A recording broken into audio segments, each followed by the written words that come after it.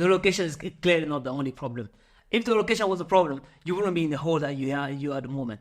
You're taking a loan on the business that's not thriving.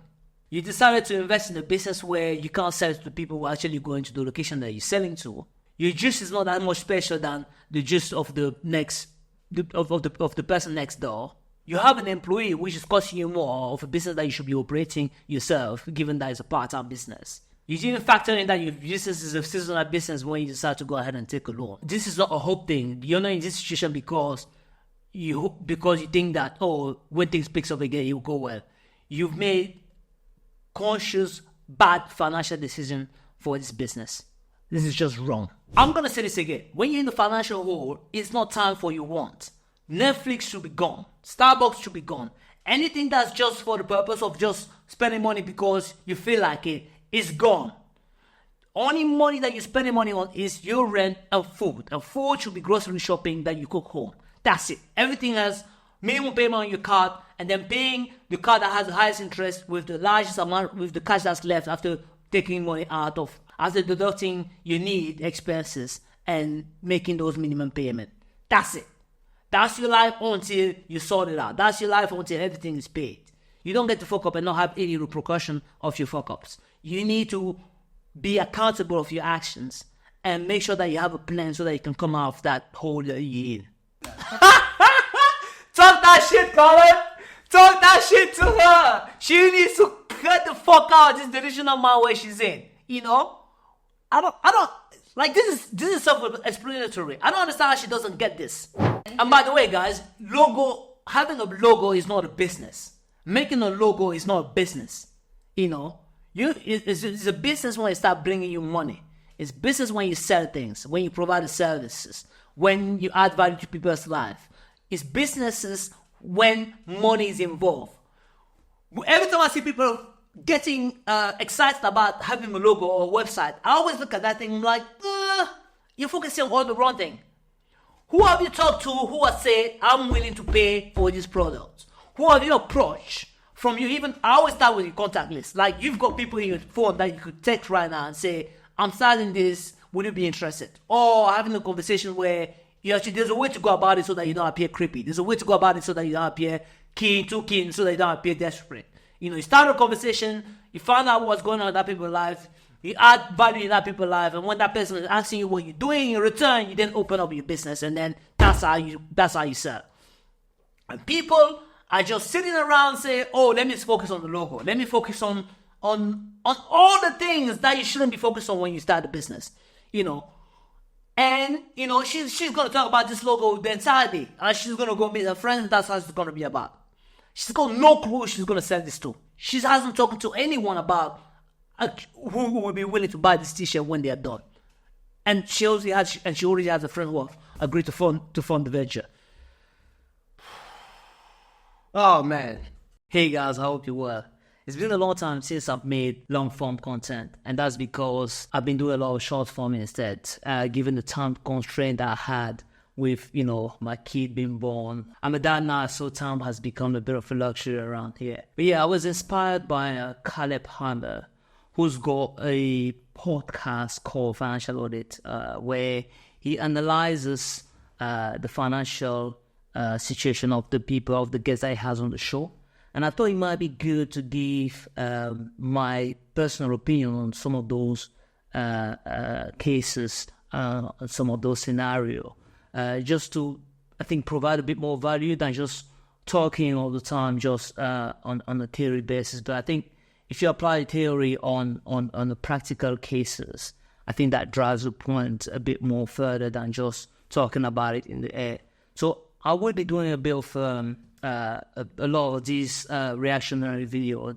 I think Caleb Hammer podcast is the one that I've identified to be more relevant to the topic, but I'm pretty sure there's a lot more out there that I can use. But for the time being, I'm going to be using his as the main content that I will be analyzing. So the name of the show is going to be called Who's Got My Money? And that's where you will find all my reactionary videos. Without further ado, let's get started. Hey, my name is Val. I'm 28 years old. I'm from Los Angeles, California, and this is Financial Audit. What do you do for a living in Los Angeles? I own a juice shop. I found the fact that she owns a business at the age of 28 very attractive. This already tells me that she's innovative and she wants more for herself. And also, I tend to get along well with people who have entrepreneurship tendencies. So I think this is going to be a fun episode. Side of a church. A what shop? A juice shop. Juice. Yeah. She owns a juice shop in the church, which might be a bit odd as a location for a business. But is it really? Because if you think about it, McDonald's tend to have a lot of their shops not far away from churches. And that's because they know that they will have an affluence of people around a certain time over the weekend.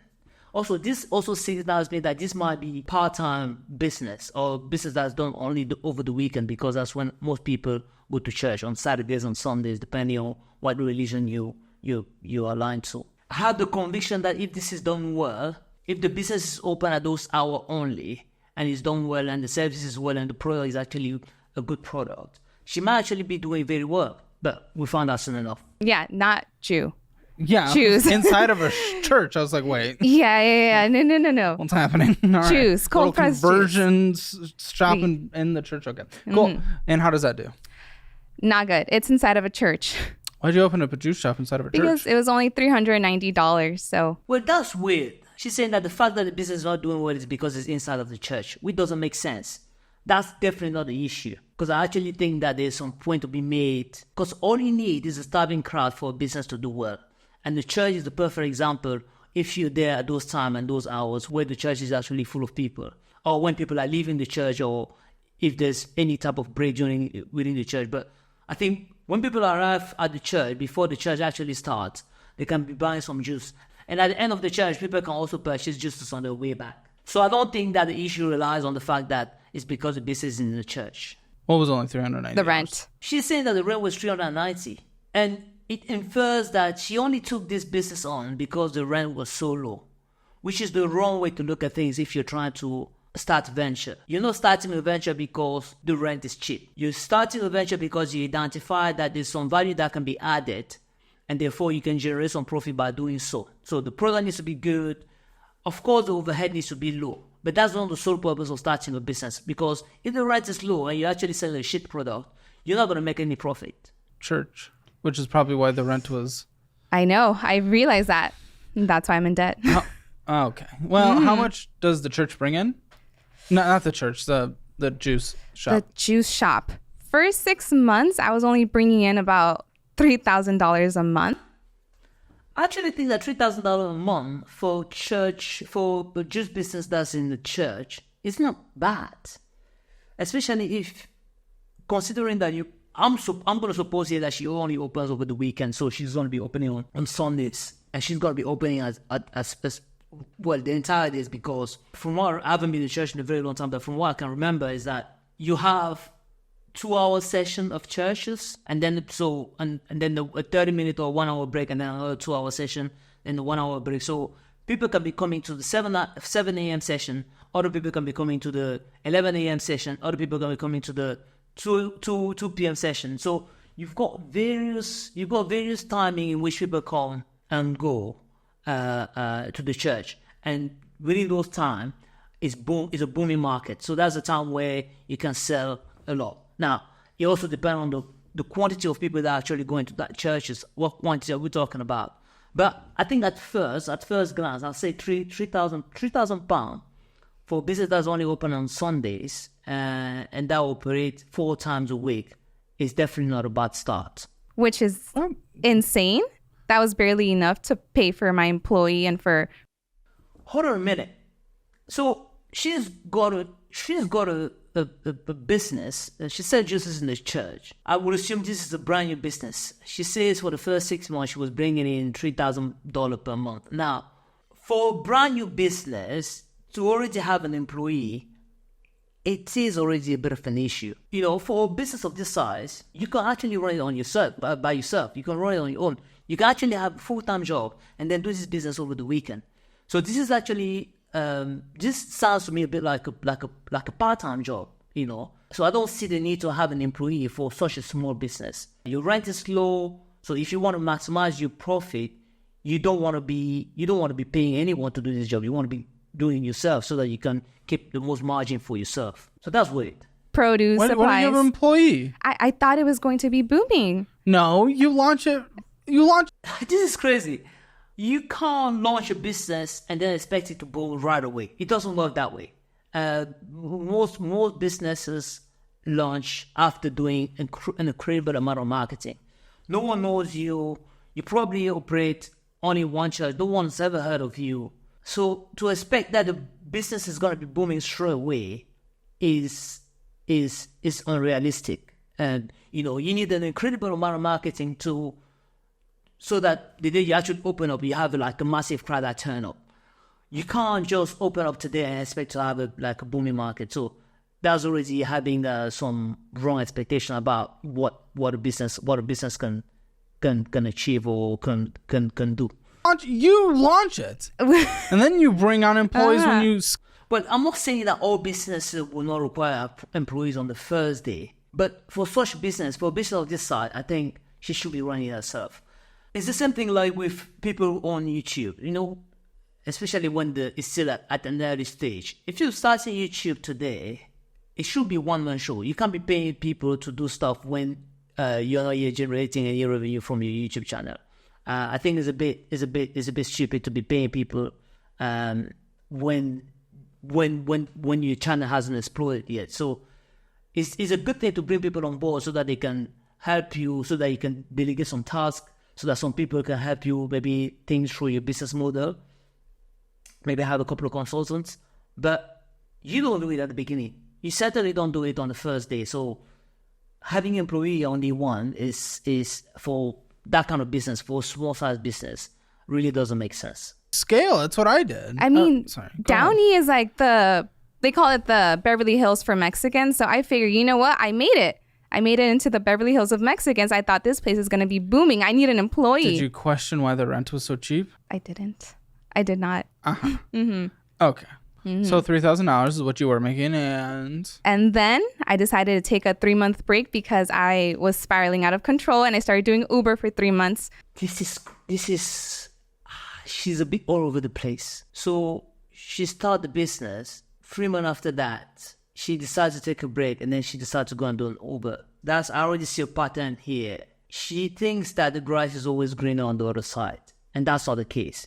Any businesses or any job that you do on a daily basis is hard. It's going to be hard, especially when you're new at it. There's nothing great that comes easy. I already see a tendency of jumping from one venture to another just because she thinks that it's going to be easier on that side.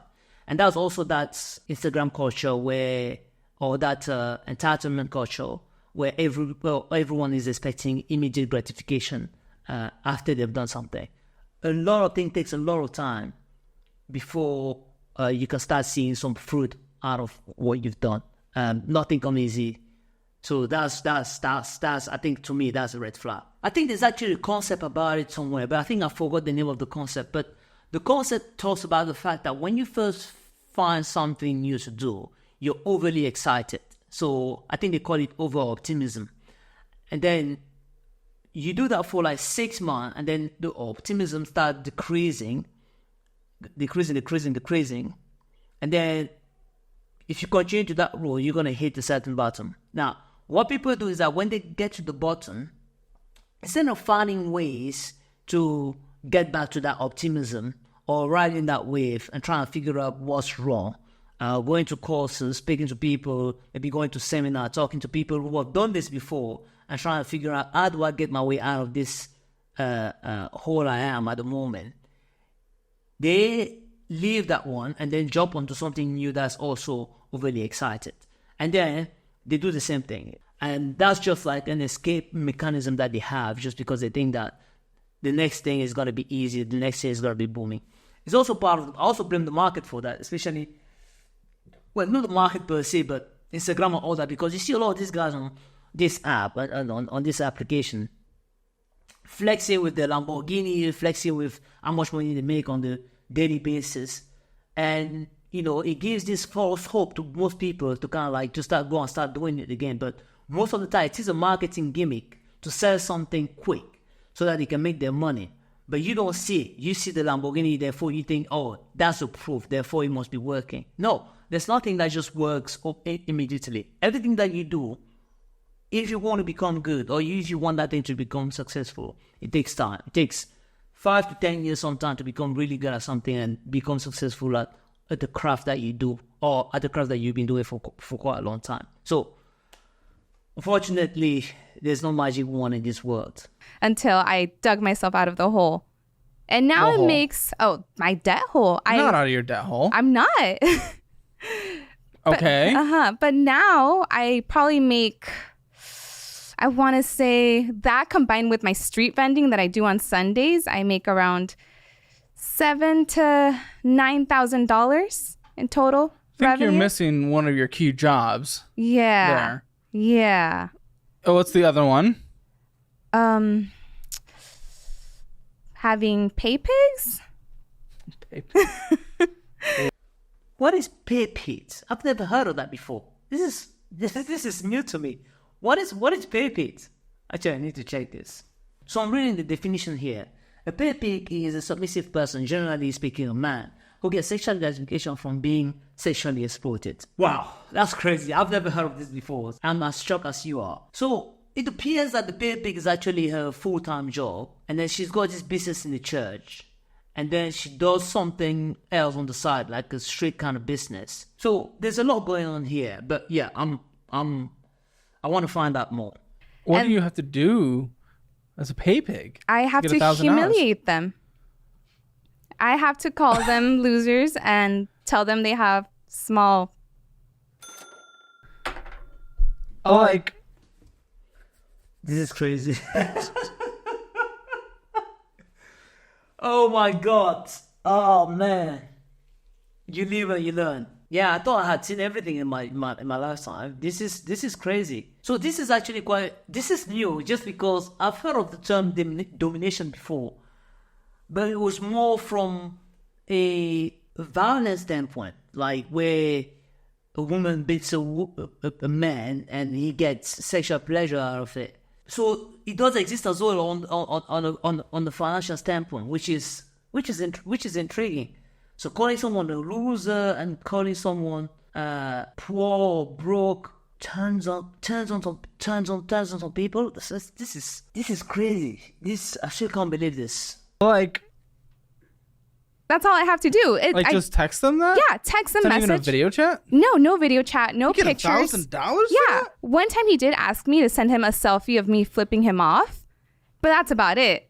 And he sent I me. feel like he could just talk to AI, and the AI would just tell him he's a loser. But see, it's the charisma, the personality that they're, I guess, striving for. It's not the same. So you just got one? I just got one. How? Okay, so This is actually a good question. How do you find these people? Is there an app where you have to go somewhere and then those applications is known for people who are like into pay pig? Man, this is crazy, man. I still can't believe this. And she gets $1,000 and there's no video. This is only by text. after I went broke and I took a break from my business, I decided to hop on social media. I was like, you know what? My life is a disaster. Let me just put my life on there for clout. Maybe it'll help my business. Life on what? My Just all disaster, my socials? life. Yeah, on Instagram mostly. I could understand TikTok, but mostly on Instagram. And I guess there was so many hate comments from men that I just decided to talk back to them. And I guess the pay pig realized, oh, this girl can humiliate me. And he messaged me. He's like, hey, can I pay for your clothes? And I'm like, sure. He's like, Woo! Oh man, this is mind blowing. but you just gotta call me a small loser. And I was like, okay, sure. And then next thing you know, Cash App $150, and then next $50, Oh, and then I saw. $100. Oh, I saw. Yeah. So There's a boyfriend sitting over there. How does he feel? he completely sponsors it. All right. All right, this is brilliant. So yeah, I've got no problem with this from a strictly business standpoint. She's trying to make some money, so kudos to everyone that's trying to make their money. But I guess even from a moral standpoint, it's not a problem if she's okay with it and whoever is paying is okay with it. So from that standpoint, as well, that's fine. But the boyfriend, that's actually a good question. How do you feel about this? It's just because I don't know if I can't listening to this. I don't particularly think that I'll be okay with this. With this sort of arrangement. But I guess if he's okay with it, what am I to say otherwise? I think it works for them. But I wonder if it's actually something that you can do for a long term. Or is it something that you tell yourself, oh, let's just do this for, 6 months, get a lot of money, get out of it, and then use that money to then fund some activity that's a bit more, that has a better appeal. But who's to say that that's the better appeal? So again, I guess you do what you want, and then if it satisfies your morals, or if it satisfies your pocket, then you continue to do it. But I think that it varies really. I think some people will be okay. Some people will be okay with it, but so I think other people will just be like, yeah, I'm not doing that. But there you go. You live alone. Yeah. As long as I'm not sending anything inappropriate, he's all for it. Helps buy us dinner, as we call it, din. We call him the guinea pig. Okay, so we're making $7,000 to $9,000 a month. A lot of it's self-employed. Are we setting money aside for taxes? We are not. What the house? This is another thing that I don't understand. I feel like the tax tax system in the US is definitely different from the one in the UK. But I think there are some similarities in how you go about the frequency in which you go about paying them. So tax return in the UK is once a year. If you're an employee, then you don't need to do any of that just because it's deducted straight from your pay. So you pay your taxes as you receive your salary on a monthly basis. So that's fine. But if you have a business, if you're self-employed, for example, or you run you've got an LTD, a limited company, then tax becomes liable on the once, or you have to pay your taxes once. You have to declare and pay your taxes once per year. Now, there's a little bit more nuances around limited company, because for limited company, if you're of a certain sizes, you've got a leeway where you still have to declare. But if you've made a loss during your first few years of businesses, you can accumulate that loss and then offset that against the year where you actually make a profit. But for mostly self-employed people are consultants who are running as sole traders. They have to fill the tax return on a monthly basis because they've got cash that they receive on a monthly basis, but then they don't need to pay it until it's tax return period. Yeah, so for those ones, you always need to set aside some money. But I think that as a sole trader or as a self-employed, there's not much difference in taxes that you pay in comparison to an employee. So I think you get the 12,000 allowances as employees, and then everything above 12,000 until 45k, you pay 20%, and then anything above that 45k, you're in the 45% category. Now, I think there's another threshold in between, I think up to 100 grand, where it increases some more. But roughly, I would say you should still put aside 50% every month from the cash that you receive from your client to deal with taxes or to pay taxes when it comes time for submission and payment. How is this like the ongoing narrative for every single person in the history of this world? It's like, okay, do I pay my taxes or do I invest in the business? Pay your taxes. I owe so much in taxes. I think I owe How much do you owe in taxes? I think I owe $9,000 now. I don't understand. Aren't you, for a business who is not doing well, if you say that the business is struggling, it means that you're making losses. But how can you be owing taxes if you're making losses? This doesn't make sense. Something here doesn't add up. She's saying that the business is struggling. And by struggling to me, that means she's not making any profit at the end of the month from that activity. So if she's not making any profit, then you're not liable of any taxes. So she's there's a bit of contradiction here, but somehow the only way this is possible, she's definitely made some profit, and she just didn't make taxes in those in that particular year or in those particular years. I also think that she probably doesn't know that she can write off the tax losses that she had in the first years or in the first year of operating the business against this new tax liability that she has of $9,000 that she's talking about. But anyway. And that's only from like 4 quarters or 3 quarters, maybe. We didn't even have that, did we? That's wild. Yeah. So I don't have $9,000 right now. You make $9,000 a month if you budgeted correctly. I actually wonder what her expenses might be. Because if she's making... So she says she's got 3 jobs. She's got the big thing that she does on a full-time basis. She's got the church business, and then she's got the juice business that she does in the church, and then she's got another street food business that she didn't really elaborate earlier. So she's making $9,000 a month.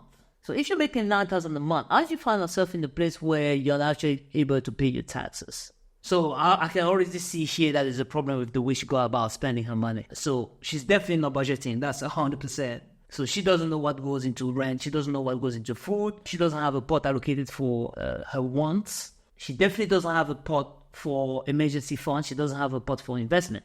Because if she had, she wouldn't be in this hole. And again, she doesn't have a pot for her taxes. Because you should definitely allocate 50% of your income, non-taxable income, in a different account, so that you know that by the time it's time to actually submit and pay taxes, you're covered on that side. So clearly, budgeting here is in a mess. But we'll find out more. I know what your spending looks like. You could have $9,000.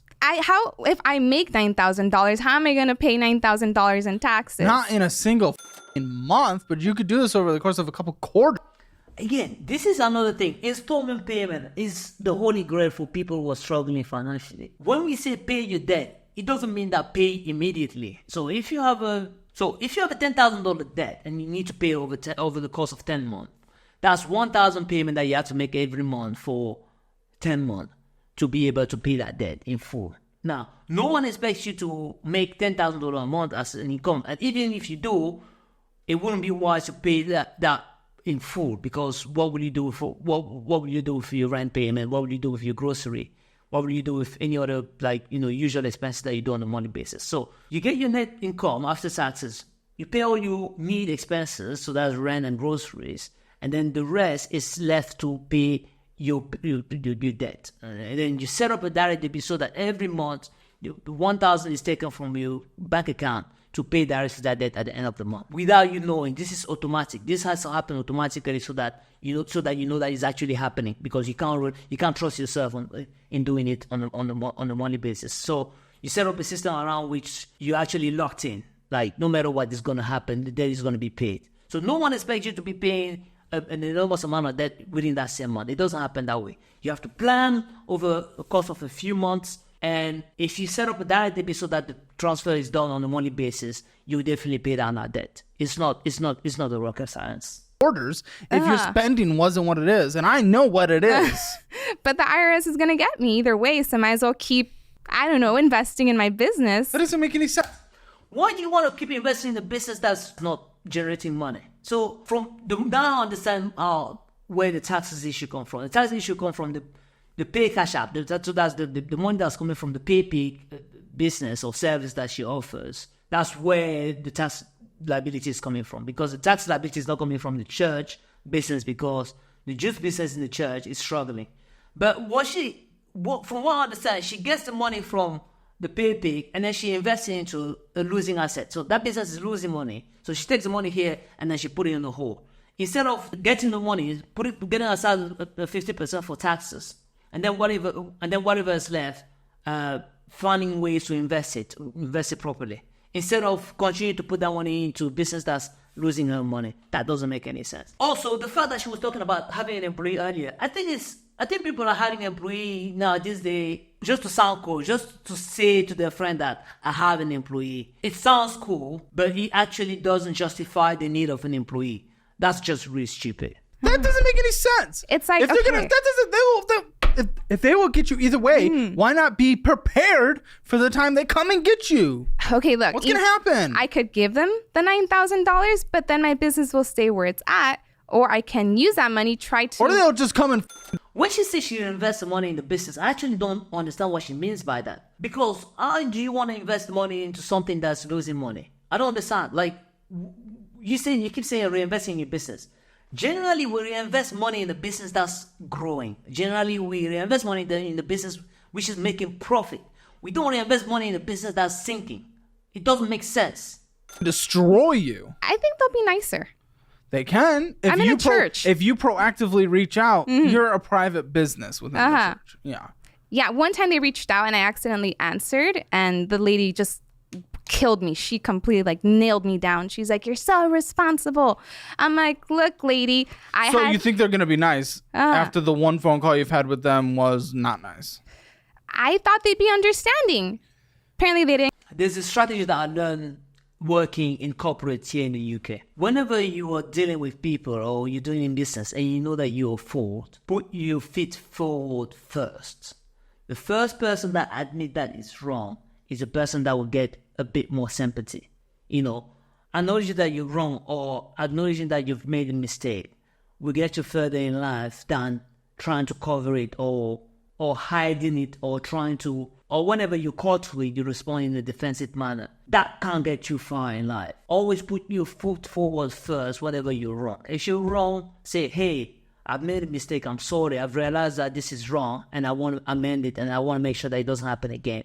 And maybe you can actually have a conversation with that person like, "What can I do in the future so that this doesn't happen again?" Or "What can I do in the future so that I don't get penalized as much?"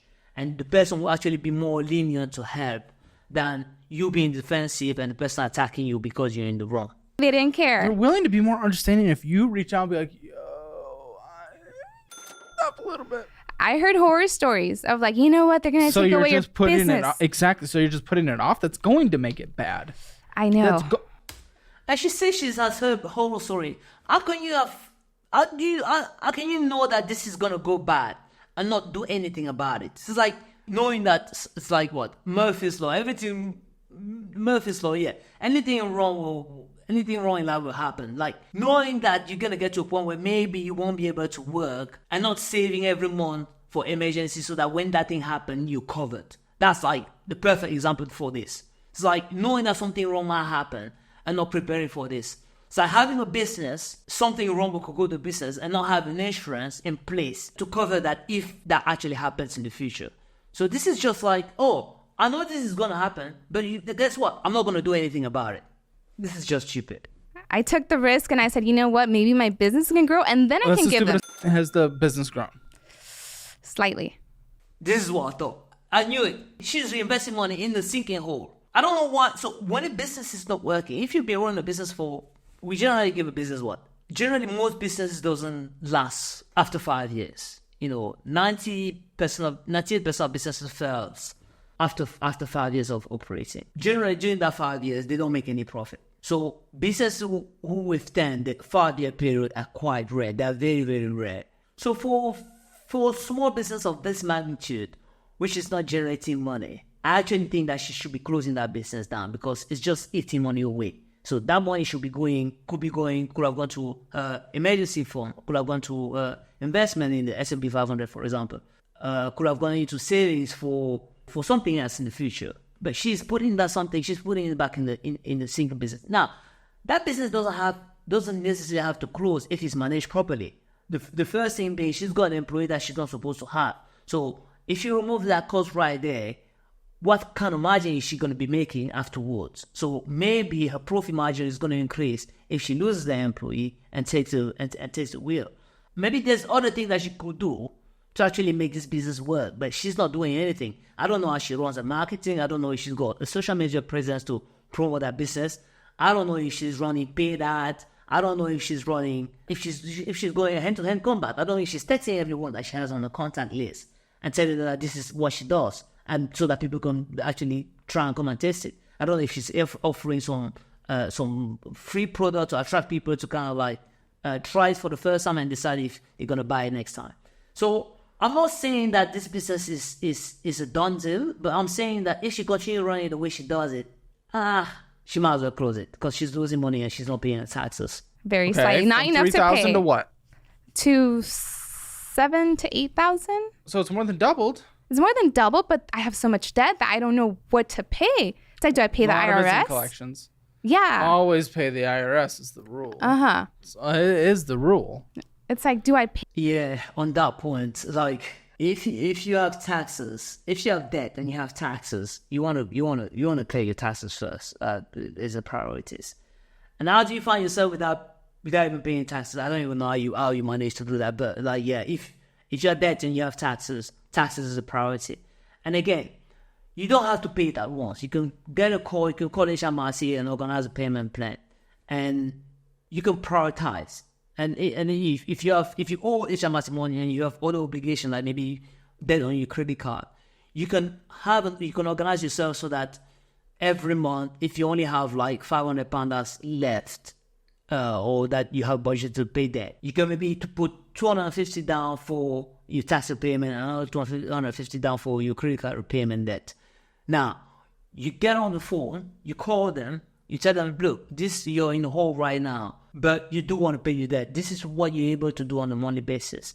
And 90% of the time, they'll come to an agreement and they'll be like, look, rather than you paying nothing, we take the 250 because they need the money, so they want you to pay. Now, sometimes you have to bear in mind that that's just going to bear some interest because you didn't pay on time, so interest start to accrue, so you have to pay the increase. But this can be done over time. This is not something that we don't expect you to do over the day or over the next month. So you work out a payment plan with your taxes, with your HMRC, and you work out a payment plan with your credit card provider. Do I pay my business? Do I invest in it? Do I pay the IRS? Do I pay collections? What do I pay? Like, what do I do? And another thing, when it comes to repayment, you want to pay the debt that has the higher interest rate. So as a rule of thumb, what you want to do is to pay the minimum on all the debt that you have. So the minimum payment requirement on all the card that you have. And then with the extra money, pay the debt that has the highest interest rate first. That will reduce the amount that you will have to pay overall during your lifetime or during that repayment cycle. And that will also make sure that you don't end up paying more. Because what people generally do is that they tend to pay the smallest debt first that has the lowest interest rate. You need to focus your attention to the debt that has a high interest rate, because that one is the one that's costing you the most. So you want to kill that one first, and then you move on to the next one. Then you move on to the next one, and then you end up paying the debt that has the smallest interest rate. So you pay the minimum on all your debt, and then with the extra cash you have, you go all into the debt that has the highest interest rate. That's a priority. That's how you establish a priority for debt repayment. Now, with taxes, if in addition to that you have taxes should be the priority and whatever is next. But then again, with all of those entities, this financial institution, the states, the banks, the credit card provider, you can have a conversation with them and you can negotiate your fees, you can negotiate your interest, you can negotiate the interest that you pay on the card, you can negotiate the fee that you pay on the card, and negotiate the payment that you're going to be making monthly. And once you have agreed to that monthly payment, stick to it and make sure that you pay it, because otherwise you're just going to worsen the situation. So we have a Honda Accord. It looks like this thing's paid off about halfway through. Yes, correct. Cool. Now, with this car, the interest rate is not that insane, but we're sitting at a total balance of $12,891.79 with a minimum monthly payment of $403 a month. And I can see that hurting when when the business wasn't making much money. Definitely. It's a big chunk. So a car finance is actually 5.49% a year, which is actually not bad, because in the UK, the average car finance is between 7 to 10% a year. So for us to be paying 5% is actually still. But bear in mind that if you don't have a credit score, or if you don't have a good credit score, you could be looking at paying 20% in interest a year for car finance. I think from that standpoint, she's actually done well. Like she managed to negotiate it, and she probably have a good credit score. Hence why she was able to get a car financing only at 5.49%. Possibly renew it if they Well, obviously don't, right? If you're showing a little bit of success in there, maybe take it to a place that has more foot traffic. I assume there's decent foot traffic in there, but I mean, I'm just speaking my own history on this one.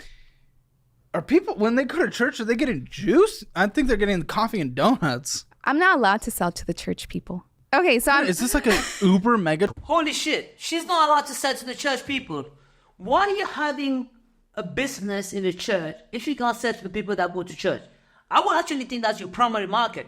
So my assumption that I had in the beginning was actually wrong. Oh, then there's no business there then. Because who is going to the church to buy juices if they are not actually going to church? Random people just passing by and stopping by the church to buy the juices? I can't expect a huge amount of people stopping by church to buy juices. There's so many stores out there on the street where you can just stop by and get whatever you want. So having to go to a church to get that juice is actually an inconvenience to whoever person is going there. So it's actually not a good business model from that standpoint. She can't sell anything from. I knew there was gonna be something stupid like that. But yeah, this is not a business that actually worked. If she was selling, if she was allowed to sell stuff to the church people, this is actually a brilliant business. Like I first thought about it. Uber mega church where it's just like a mall. So this church is historic. Confused. It's like 130 years old. But legally, there cannot be a commercial business in a church. So there's a nonprofit that reached out to me who rents in the church who's like, hey, why aren't you an extension? Why? Let's invite you over to be an extension of our program. So that's the only way I was able to sell in there. But the loophole is I can only open 4 hours a day weekdays. She can only open 4 hours a day weekdays. So not on the weekend. Yeah, I still think that is a stupid idea if you can't sell to the people who are going to church. Yeah, that doesn't change my assessment of this business. I think we're moving. You're going to have a more expensive rent, but if you're able to prove the business model anyway, what's so special about your juice? My juice? Yeah. Well, it's fresh, it's healthy, and I do It live... sounds like So that was my point earlier regarding the product. She hasn't said anything that stands out from the rest of the juices in the market. So you always have to ask yourself the question, why should anyone buy your product instead of buying from the competition? And unless you're able to clearly define that, you will just be part of the noise. Well, no, just like what kind of... Street vending. Street vending. Yeah, and I still do that on Sundays, and that does way better than the down...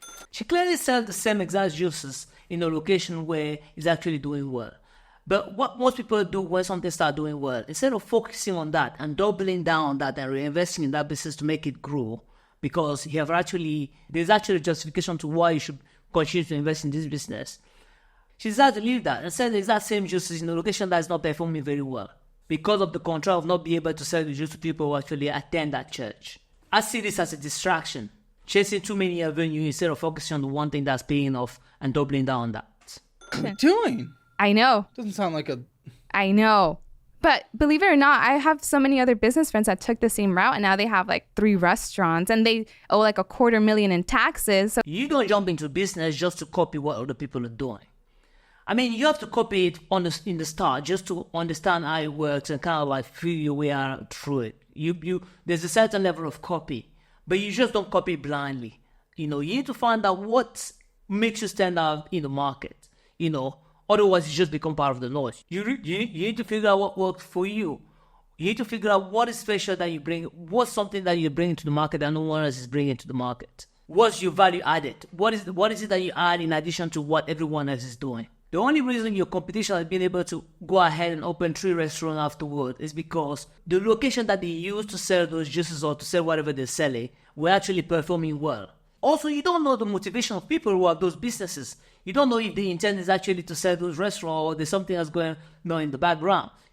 I've heard and I came across businesses who were just operating as a front to cover the actual business that was going on in the background. In most of those situations, the actual business who is the front is not making any money. The real business that's making money is what no one sees. So we need to stop comparing ourselves to what everyone is doing and making sure that every time we try to do some sort of improvement is to improve from what we were yesterday. The best measurement that you have is yourself.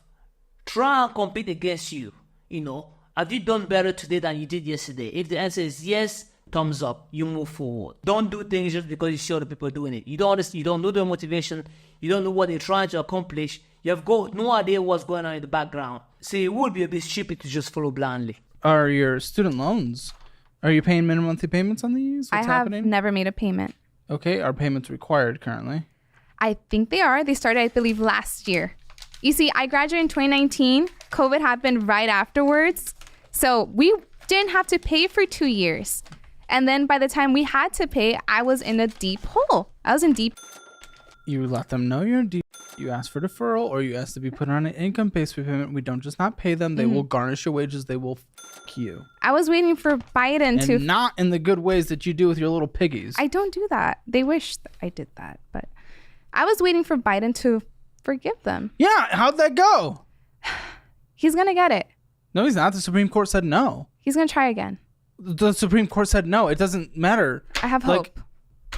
Hope? This is so funny. A lot of people plan their life expecting external factor to fix the situation. Wrong. You just don't do that. That's just the stupidest way to go about life. When you plan your finances, when you plan your life, you should only take in consideration everything that you can control.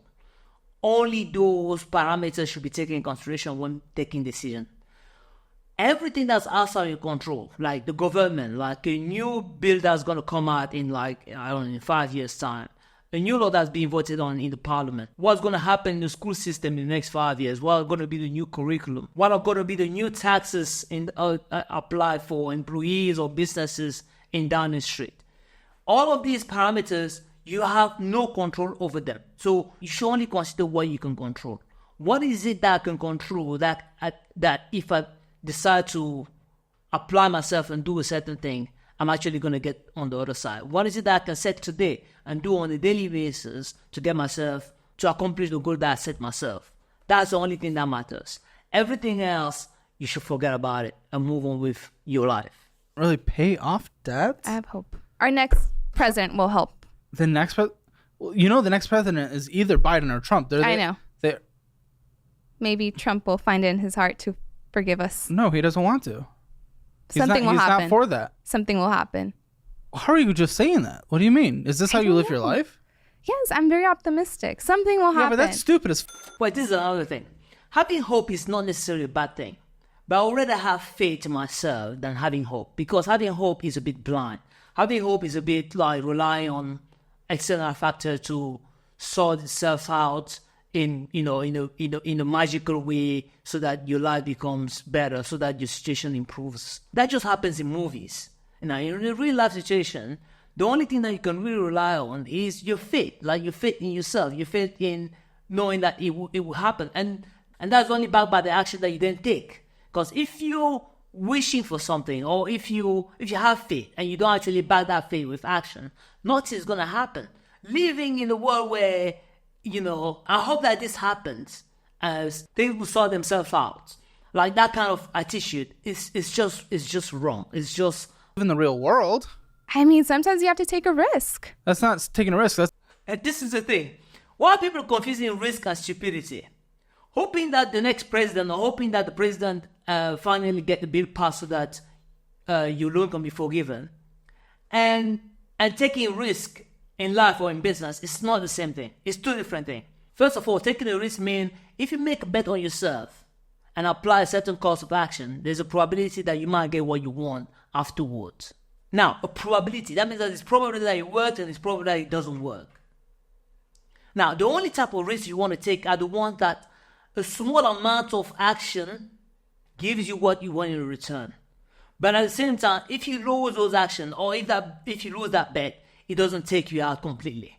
You generally want something like a 25% input gives you like an 80% output as a result. Now, if a 25% input gives you 0 result, that's not the end of your life. You still have another 75% to work with. Those are the type of bet that you want to take. Now, she's comparing that with hoping that something happens in the future. That's not taking risk. That's just stupidity. That's being a dumb.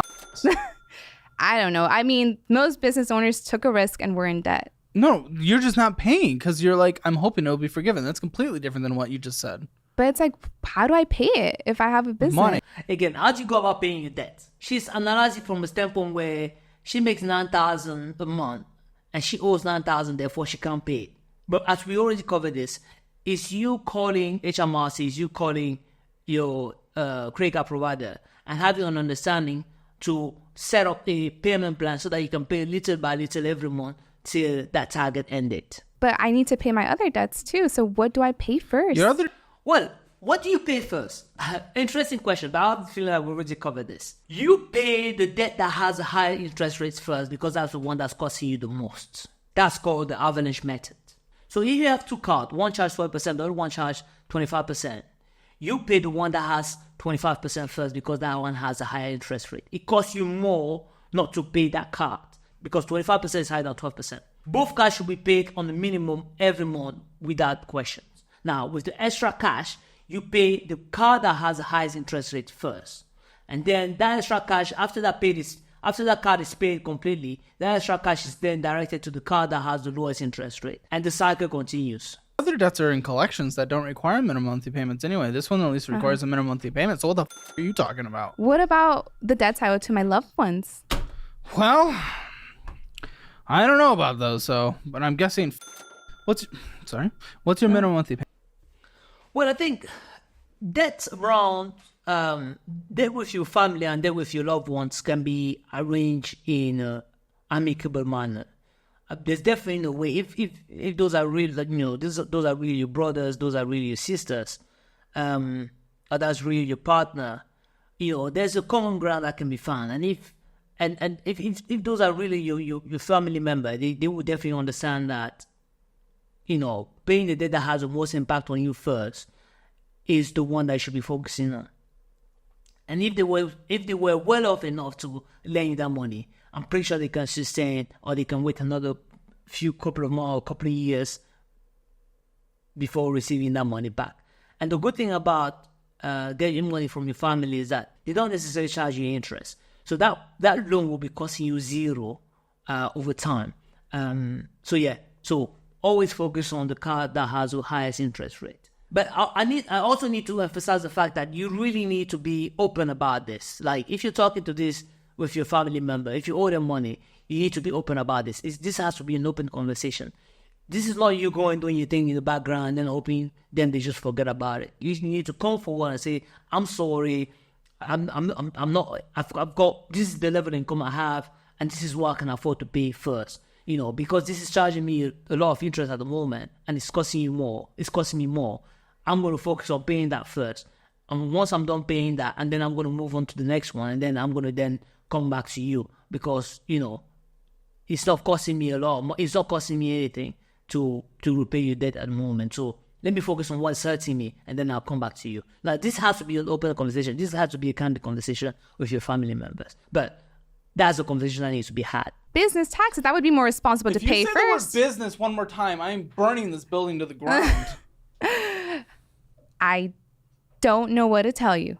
I have hope that I'll be able to pay everything, but I need to, as you said, maybe contact them first. This is not a conversation about hope. This is a conversation about practicality. Lay out your income, then deduct your needs, not your wants. This is not the moment where you need to buy the Birkin bag. This is not the moment to spend money on things that you want. This is not the moment to spend money on lavish holidays. This is the moment to get yourself sorted. You've got debt with family members. You've got debt with you've got student loans. You've got debt with your with the taxes authority.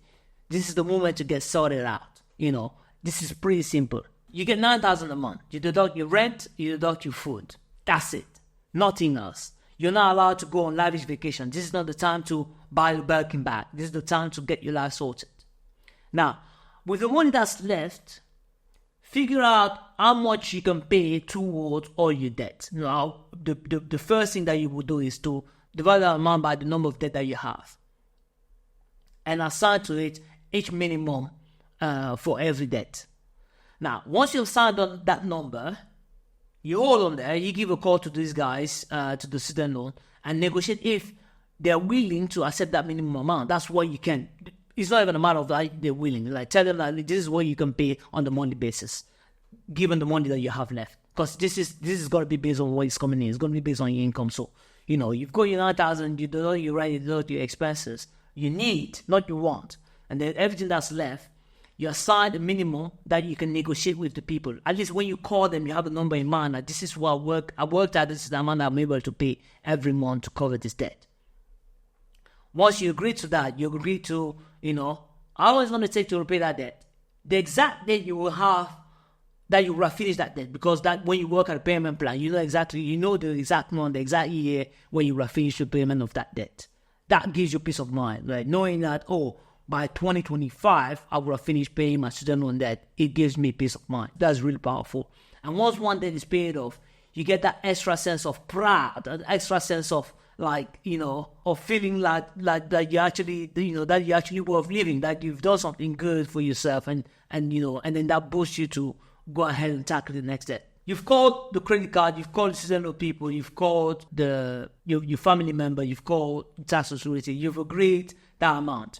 Now, after you agree that amount, there should be something left after you agree to the minimum, because remember, you're paying the minimum on all those balances. So you're not paying the full value of the loan, of the debt. You're paying the minimum balances. Now, after you pay the minimum balances, you should have some cash left.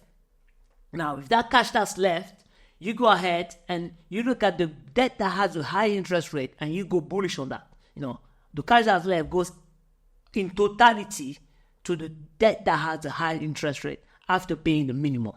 And that's how you go about it. You don't just sit down and think, let me hope that next year, Biden takes over and therefore, he will find a way to forgive our debt. You don't sit there and think that, things are just going to magically fall into places if you don't take the appropriate action.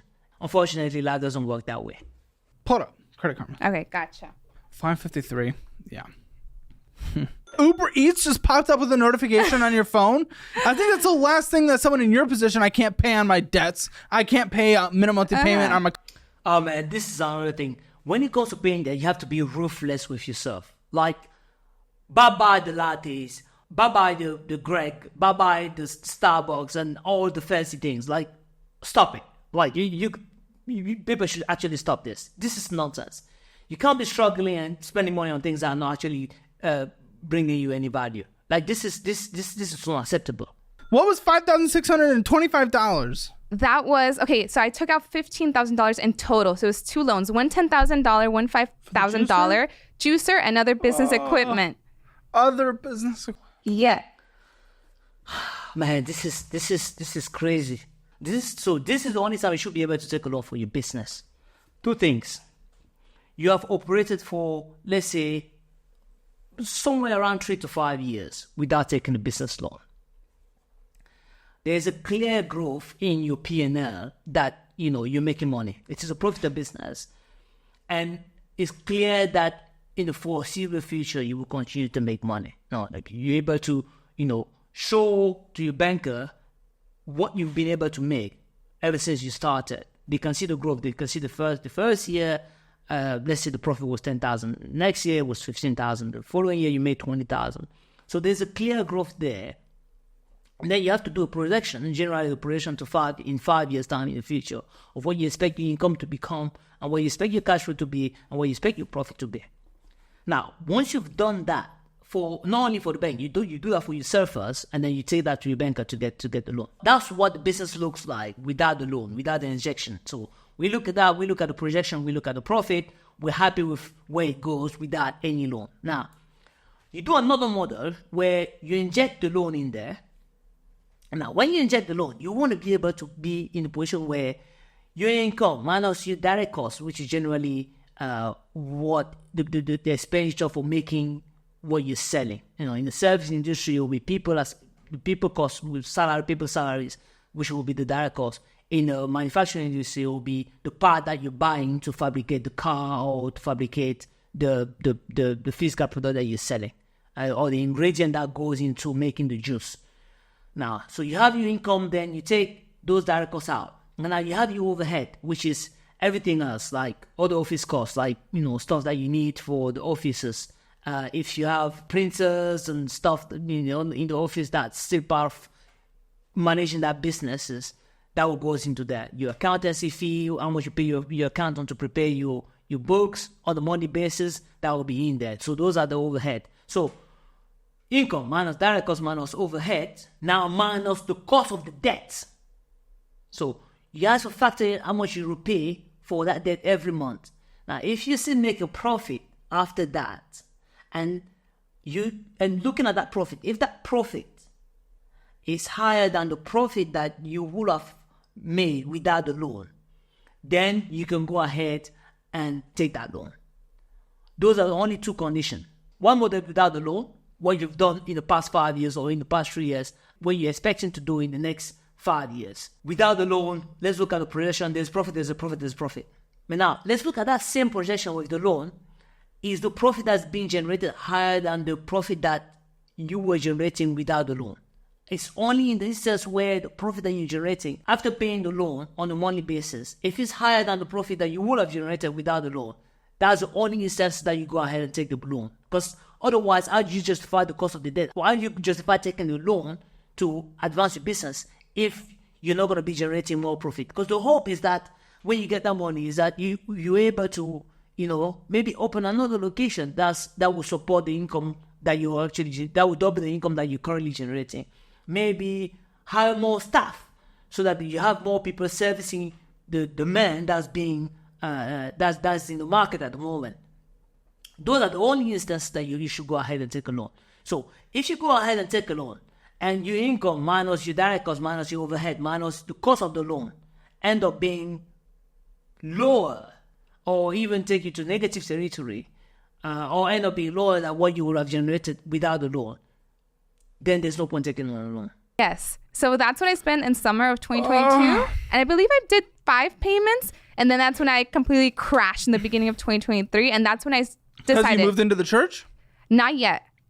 It was slow crashed? season. It was slow season. So winter. What does juice. that mean? Winter? It's juice, cold items. So winter time is the worst time. So I couldn't afford the $700 payment a month. Why'd you take out a debt then? This actually goes to my point. When she took out that loan, she probably didn't do an analysis of the fact that she will have downtime during the year. She probably didn't look at the model and look at, during the winter, there's not going to be as much demand as during the summer. So I should probably factor that in when I'm doing my projection in sales. So if she had done that, she would have definitely realized that, oh shit, by taking this loan right now, there's going to be a time where I'm not going to be able to make profit by having this loan be on my P&L. Cold season's coming. No one's buying juice in the cold. Some winters they do. This past winter was kind of okay. And this is another thing. Like you don't just do things because you see other people doing it. People who are going ahead and taking loans because they factor in those analysis. They've done those calculations and they see that it makes sense. It's only when those calculations make sense that you go ahead and take a loan. If she had done that analysis and think that, during the winter time, I'm actually not selling anything, or I'm not going to be selling as much, and therefore by paying the cost of the debt, I will be in negative territory, or I will be making less money than if I didn't even have the debt in the first place. She wouldn't have taken the loan. She wouldn't have taken the loan and be in this situation where she's actually struggling. Okay-ish, but some winters they do. But that was my first lesson. And when you do your analysis, you take everything that looks like a deception out of it. Like, you don't go on the basis that some winter time there's a boom, or some winter time there's actually sales. Those are exceptions. You strip those out from your analysis when you're looking to go for a loan. You only go with the bare minimum. The assumption needs to be pessimistic assumption. Like, what's the bare minimum that I can make or I can set in a month? And if after that you're still able to make a profit, that's only when you go ahead and take a loan. You don't take a loan when on the assumption that, this winter time is going to be booming. You're selling juices. You're selling cold juices. No one drinks cold drinks during the winter time. And you should have factored that in. And if you had, you wouldn't have found yourself in this situation. Then that's when I decided, you know what? I'm drowning in credit card debt that I took out when I was a teen. I'm drowning in this business debt. So I'm just going to file bankruptcy. And I tried to file bankruptcy, and I went to a lawyer, an attorney, and we were going to go through with it, but I didn't have the $1,000 to pay for the whole process. So he told me to come back whenever I had it. So I started saving for it. But then I was presented the opportunity to sell in the church, and I decided to just use those $1,000 to invest in the church. This is so painful. So she's in the hole. She's in the hole. And she thinks that the way to get out of the hole is to go fund another hole. Like, you're struggling right now with a business that you currently run. And you decide to go ahead and open another businesses where the majority of the people who are supposed to buy your product are not allowed to fucking buy your product. Jesus. Oh my God. So I guess you have $0 in retirement. Zero. I believe I had money into an IRA, but I took it out when COVID happened. Wow. This is something you should never do in your entire life unless it's heavily rated and you absolutely need to use this money for an operation or something, or to pay the insurance so that that can be covered. Never, never, ever, ever take money out of your pension. Never.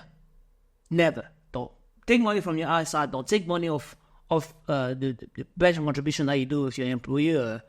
Those are your golden eggs. Those are for the moment where you won't be able to work. Those are not for now. Don't ever take that money. That money is for the future. For emergencies, for things that that you will need to cover when this body is no longer able to work, when you have kids and you have to take off kids. This is money for your future. This is money. This is legacy money. This is money that you might use that to fund the university school fees for your son or for your daughter. You might use that for health related reason in the future. You don't touch that money. You just don't touch that money. That money is precious. Leave that pension where it is. Let it compounding interest do its job. Leave that money continue to compound. Leave that money continue to increase every year. Don't touch it. Don't ever touch it. It's getting better. At least now I have Are you talking the about? pay pig to keep. I mean, when she says it's getting better, she's talking about business model. The pay pig business model she was talking about, she alluding to. I mean, by all means, go ahead and make your money the way you feel comfortable making it. But it actually looks like the only business that she has at the moment that's not where she doesn't have to take a loan to operate with, where there's no massive financial liability that's attached to it. So it might actually be the only business that actually makes sense for her to continue to do it, to maintain and to find a way to grow it, so that she can organize herself and pay down her debt.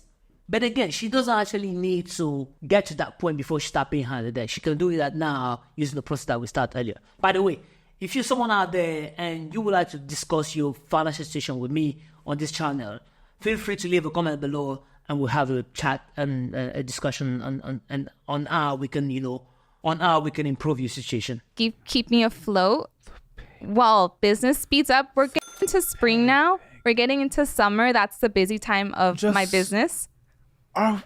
Is our entire...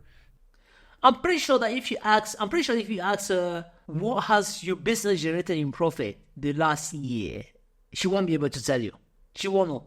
She vaguely know what she makes on a monthly basis, but she probably doesn't know what she take home or what is the profit at the end of an operating year. But if she did, she probably realized that she's not making any money and she probably shut those businesses down. The bank doesn't care if you have a seasonal business. The bank doesn't care if there are certain times during the year that you make money and a certain time you don't. They all want their repayment on the monthly basis, no matter what. Future of our life gonna dependent on micro. I don't think so. That doesn't sound like a future plan. Just for now until things start picking up again. Well, that's a hope thing. Mm-hmm. It's a hope thing. Mm-hmm. I'm marketing. I've improved the recipes. I've improved the consistency, the texture. Do you have any juice here that I can try? I couldn't fly it over. TSA took it. You couldn't make it here? No, I can't. The juicer weighs 90 pounds. Oh, you could have made it like a version, right? It's not the same though. Cold pressed juice, it's the quality of it. That's why it's so expensive. Mm-hmm. See, I have a good product. I have every good concept. It's just the location. And it's like, I can't afford to move. I hope it's just the location because the market also might be just telling you they don't. That's not just, the location is clearly not the only problem. If the location was a problem, you wouldn't be in the hole that you are at the moment. You're taking a loan on the business that's not thriving. You decided to invest in a business where you can't sell it to people who are actually going to the location that you're selling to. Your juice is not that much special than the juice of the person next door. you have an employee which is costing you more of a business that you should be operating yourself, given that it's a part-time business. You didn't factor in that your business is a seasonal business when you decide to go ahead and take a loan. This is not a hope thing. You're not in this situation because you think that, when things picks up again, it will go well. You've made conscious, bad financial decision for this business. This is just wrong. I don't like it. No, I have great products. It's just the location, and I can't afford a storefront, so now I'm in a pickle where I don't know. You were doing great on the street.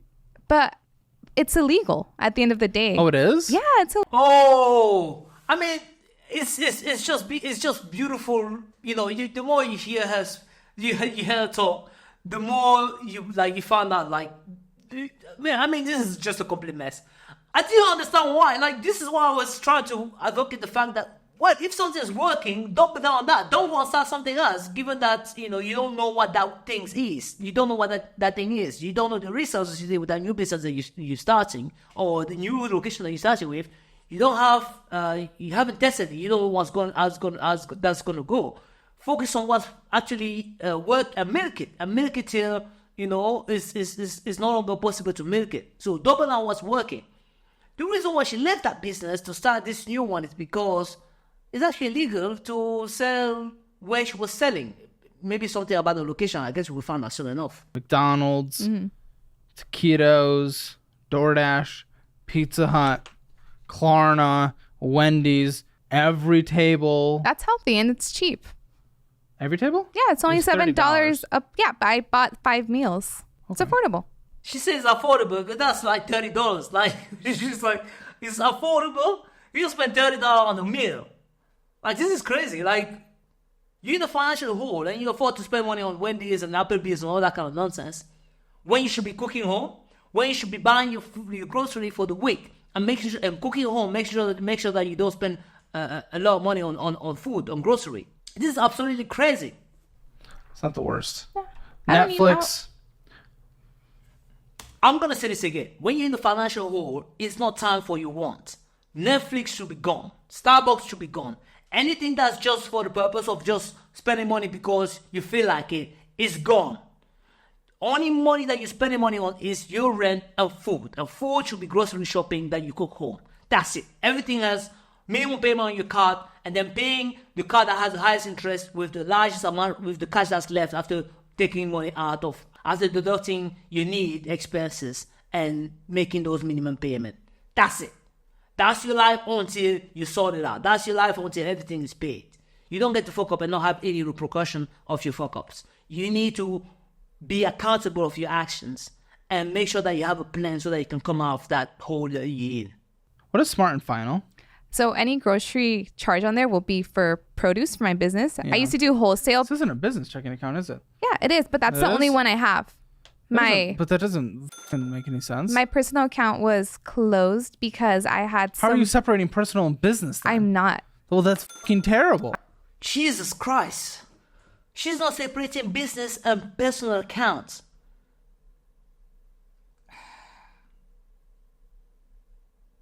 How does she know what's costing, how much is costing her for the business, how much is costing her for her life, for her to live? Like, how is she able to make that difference? Oh man, she's in so much trouble. Business expenses should always be separated from personal expenses. And there's a reason for that. The first reason is that you want your personal account for your personal spending to figure out how much it actually costs you to live on a monthly basis. That's very important because then you can budget, you can plan, you can invest, you can take loan if you need to, if necessary, on the basis of how you're currently operating. When both of them are mixed, how do you find out what is what? How do you know how much you're operating, how much it's costing you to live on a monthly basis? How do you know that? How do you find out that? The other thing is, I'm not sure if she has an accountant or if she actually does a book herself. If those personal expenses end up being on your business expenses when you're preparing your money statement, your P&L statement, that's actually fraud. That's actually fraud with HMRC. You know, if you find out that you're charging your personal expenses on your business expenses on your financial statement, you're in serious trouble. You're in a deep shit. I know. Then why aren't you? because I'm on bad terms with Chase and Bank of America because Go of to any other 1,000 banks then. They're far away from where I live, so it's a little bit more difficult. You don't need a bank where you can actually go in there. There's so many banks that you can just open online. Like, there's so many online banks now these days. You don't actually need... I don't remember the last time I went to a bank. What she says there's no bank that's close to where I live. Why do you need the location of the bank for? Everything is done online now. You know, you get paid in your account, you make your purchases through your account, and then that's it. Like, what do you need? You don't need a person, you know. You've got your PIN there, you can transfer money in between your account, you know. If you have an issue, you can call someone over the phone. They definitely have a customer service that you can speak to, or a chatbot that you can speak to. You don't need a bank street. You know, you can open a personal account with any bank account you don't have an issue with any business bank that you don't have an issue with, and get those expenses transferred to that account so that those two are no longer mixed. I don't understand what's going on. You don't have to be there in person at all times. What, you go to your bank once a day? Probably, but when I need cash. If this is your personal checking account, it's a little different. Maybe your business one you need quick access to. I need to do that. I need to get another account to separate my personal and my business, but I hardly spend on myself though. So at the moment, I don't think it's... That's not true. She says she hardly spend on herself. I saw the Netflix subscription there. I saw Nobles. I saw McDonald's. I saw, like, that's spending money on yourself. That's what you're doing. And all of those, and you can't justify any of those expenses because it's not like you don't actually want that, you know. It's not necessary for you to survive. You know, you can make your food at home. So that's absolutely false. That's rubbish. That much of an issue. Chipotle. I need to eat. Chipotle's affordable. It's very affordable. No, that's stupid as f***. It's 25. She says Chipotle is affordable, and you look at the cost there, $26. Like, that's crazy. Like, who fucking spends $26 on a daily basis? And probably that's only lunch. Okay, you can't tell the time on it, but that's probably what she spends on lunch. I spend £4.20 a day for a meal deal when I go to work. I eat twice a day. I generally don't eat in the morning because that's just how I work. That's just how my system works. If I eat in the morning, then I feel heavy and I can't work properly during the day. So I don't actually have breakfast, and it doesn't disturb me. It doesn't have any impact on me in the way I actually operate. I actually prefer it that way. I do once a day. And that's why I get my meal deal from Tesco, from Sainsbury. And that's generally £4.20 a day. Now, I go home and I've got food that has been prepared for... we do grocery shopping over the weekend. And then we cook at home during the week. So I don't buy fancy things. I don't go to McDonald's. I don't get any of those nonsense.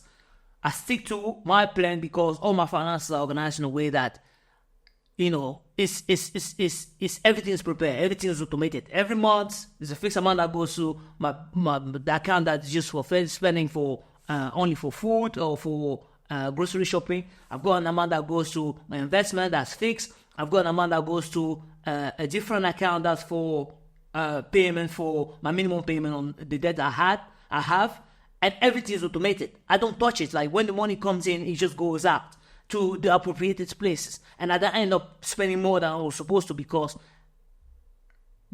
once that's finished, you can't go over that. Like, everything is separated in a way that is when the account for the grocery shopping is empty at the end of the month. That's it. That's what was budgeted to be spent that month, and it's the same amount every month.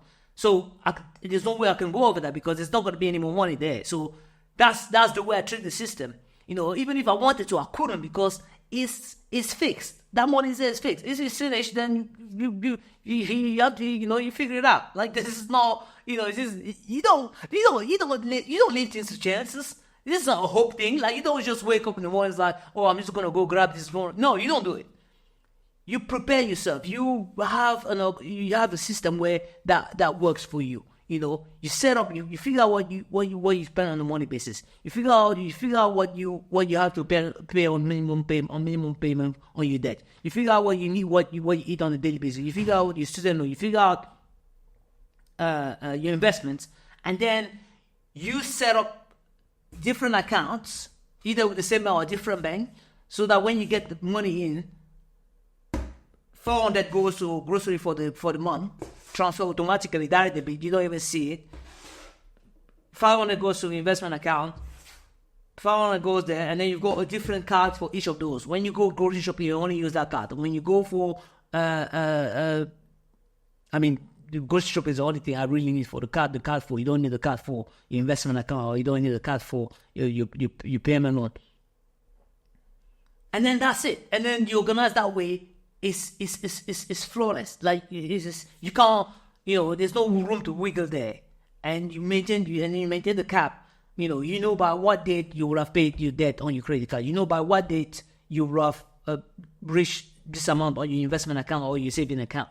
If you're saving for like a house, or if you're saving for something else, or if you're investing just in general because you want to have a future that's not painful. So that's the way you go about it. When she says, "Oh, Chipotle is only $26," I'm like, are you fucking kidding? Only $26 a day? And it doesn't look like that's the only thing that she's probably gonna eat 3 times a day. And assume that she's spending 26 times 3. That's $78 a day that she's spending on a daily basis. And she says that she's not spending much money on herself. This is crazy stupid. Afterpay, Starbucks. Oh, we don't support Starbucks, but anyways. Well, you did. You spend money with them. Of course, you spend money with Starbucks. Of course, you support them. So we don't support Starbucks. You spend money. If you spend money on the business, you're supporting that business. Hungry. That's what I think. Starbucks. Mm-hmm. Makes sense. But see, it wasn't that bad. So you only bring in like $2,000 a month, like actually, into your account. Probably. How do you pay rent? Because of that dude over there? Rent? See how you're surviving? No. Rent's $1,000. Well, okay. One person who should not be named is one of my personal creditors that let me borrow $8,000.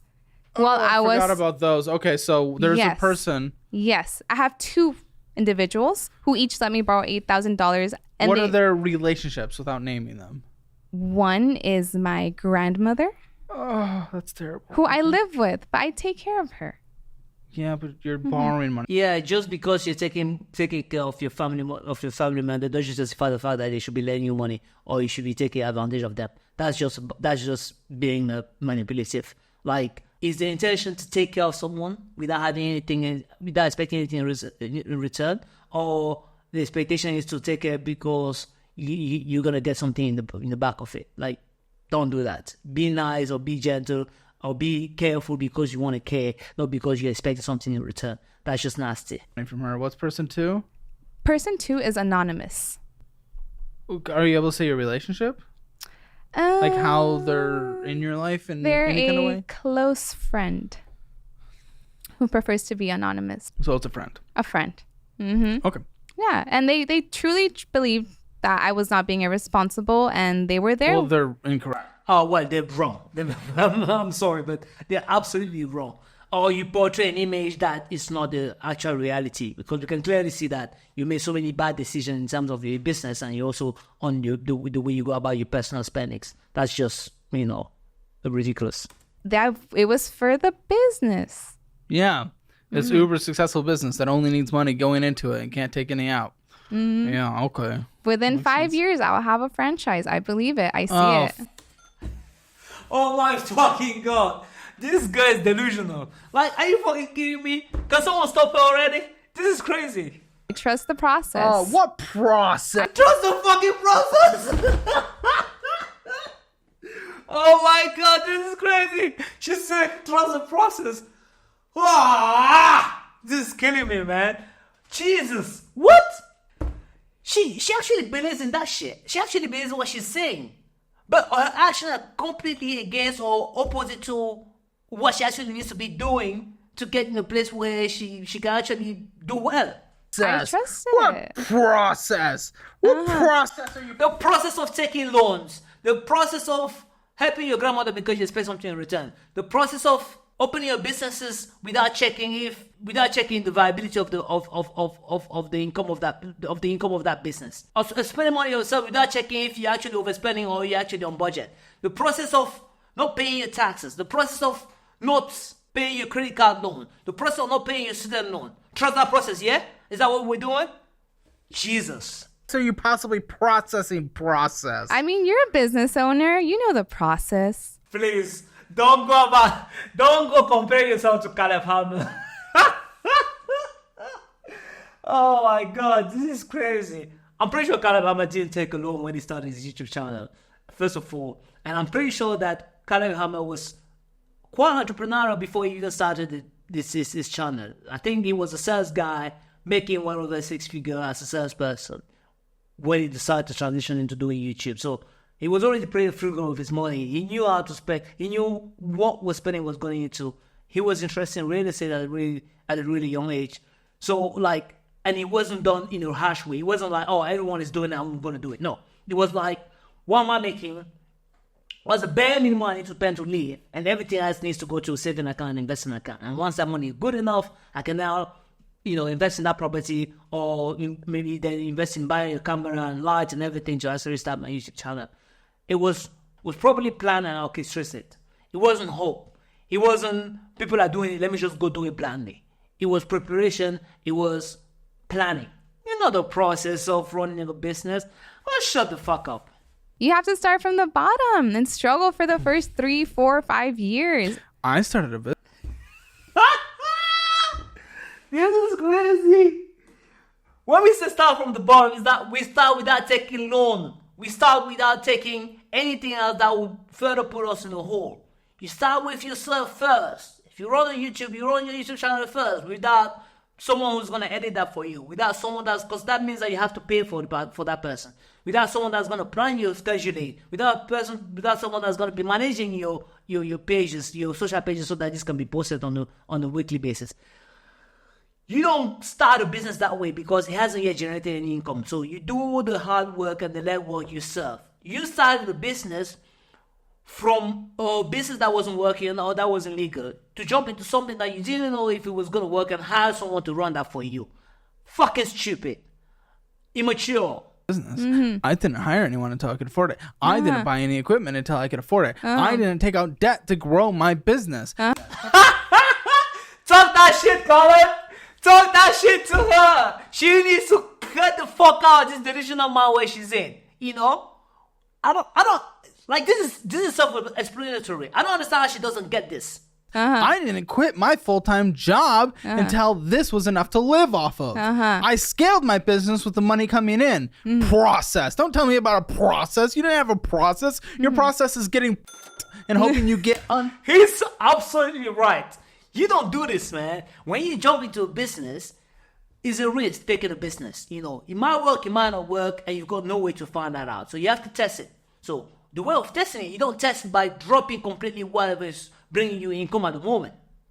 I say I have a full-time job. My YouTube channel is far from doing any numbers that I can actually justify the fact of dropping my job and doing this full-time. So you don't do this. Like, you maintain your income. You maintain the way things are going on at the moment, because that's how you manage to pay for what you need at the moment. That's how you sort out your spouse. That's how you sort out your kid. That's how you sort out your rent, the food, and everything, and the way you go about doing your life. Now, you do this on the side. If you start a business, if you start a YouTube channel, you're doing whatever, you're doing on the side, and it's with bare minimum. So if you didn't have any money that you were saving, you don't go ahead and buy an expensive camera. You start with what you have. You start with your phone. You start with your microphone, the very cheap microphone. You start with a cheap light. You start with everything that's cheap, everything that you can afford. You don't want to buy equipment. Now, as you go further with your business, if you start seeing some sign that it's gonna work, you start seeing some income coming in, minus the expense of running that business, and it's still not at a point where it can replace your current income, don't quit your job. Continue doing that and continue stacking up that income until you get to a point where it's 2 or 3 times or 4 times your monthly income before you can say, let me switch. That's the smart ways. And during that process, you don't take any loan because your business is not bringing enough to even cover for the cost of that loan. It's actually not even taking enough. It's actually not doing well enough to cover the actual cost of the business. So it's not wise to go and take an extra loan that's going to cost you even more and take you to negative loss territory. You stay away from loan, and then you just focus on doing the day-to-day process. Every day you go and you work on your product, you sell your product. Every day it's about sales. Every day is about marketing. Every day is about sales. Every day is about marketing until you get some traction. What she's saying is absolutely madness. It's like she catches those phrases from Instagram and she say them without actually looking at the validity of those words, or looking at the actual process that needs to be taken in order whenever you decide to endeavor in those roads. This is not luck, this is not endeavor, this is preparation, this is planning. You have to be purposeful about what you're doing. You need to think through what you're doing. You don't just jump into do things because you see people doing it. Oh, people have taken those and then they ended up with 5 franchises. Without taking consideration of current state of loan, the current state, the spending state, her current income state. Like, she doesn't care about that shit. She just trust the process blindly. You don't know that way, girl. I'm sorry. In the future. But then how do you keep up with all the labor if you don't have any employees? If you... Okay. Oh, man. You do it yourself. You don't have any employee for a business that you just start. You do it yourself. And it's a part-time job. So, and it doesn't look like you have anything else to do apart from your piggy thing. So, you do it yourself. You don't take any employee until you're able to afford it. You don't take any employee until the business is able to afford it. When I say business, it means that after your business income, if you take out money to pay that person, you still have some money left at the end of the month. Until you get there, you do that business yourself. You run that business yourself. Okay. If you need labor because there's that much business, then your prices are incorrect if you're not able to offset it and bring some in. Labor is an investment. These people were an investment that I knew would drive more revenue. See, And it's only done after you figure it out. Oh, okay, more input is giving me more profit. It's like, okay, I'm doing this exercise. I'm doing this at myself. You know, I'm selling as a human, as me personally. I'm only able to sell 7 units a day, and that 7 units a day is generating $10. So that means that if I had, after expenses, so that's profit. So that means that if I could sell 14 units a day, I would generate $20. So I've done that process myself for 1 year, 2 years, and I can see, oh, okay, cool, it's a number game. So if I just add one more person who can sell 7 units a day like I do, I will be able to bring home $20. And I take that $20. If I pay that person $5, it will be $20 times the 5, that's $15, which is higher than the 10 that was generating myself. That I can justify that spending. You know, I pay someone else to do part of that job, and by taking that job, by taking that person and then incorporating the cost of that person into the business model, I'm still able to make more than if I was doing it myself. That's only when you're able to go and take extra people to run the business. People don't run numbers before they decide to hire. They don't run numbers before they decide to take loan. And that's the issue. Prices are either incorrect or there's not enough demand that you actually need to bring in this labor and you're just being lazy. Or, you're open 3 hours a day. 4. So I don't know what the you're talking about labor. See, I let my employee go. So now I run it by myself, but... Oh, well, there you go. I still have one for the weekend, but... So... I was about to say that was the only thing that she said that made sense this entire conversation, and then she fucked it up right after. She said, "I let my employee go. I'm now doing it during the week, but I still have an employee over the weekend." We don't even need that one. He needs to go away. In the session that you're in, you're fucked. So you have to do it yourself. You need to run this show yourself. Someone else should not be involved. But now it's tough because now that business starting picking up, I'm like, oh no, I do not want to fall back into this hole of getting an employee. Don't. So I stick it out. No. Yeah, work your fucking ass off until you can't. Until you are literally turning down business because you do not have enough time. Then you're bringing on people. Until then, you're working yourself to your just bones as a business owner.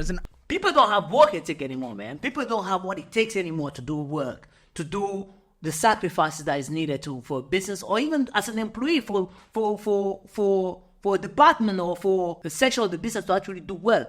People don't want to work anymore. It doesn't matter for themselves or other people. They don't really have the work ethic that's necessary. When people hear work or trust the process, they think that it's just a joke. Like, this thing is painful, man. Starting a business is painful. Being able to run a business on a daily basis without seeing any income for like 3, 4 years, 5 years time is fucking painful.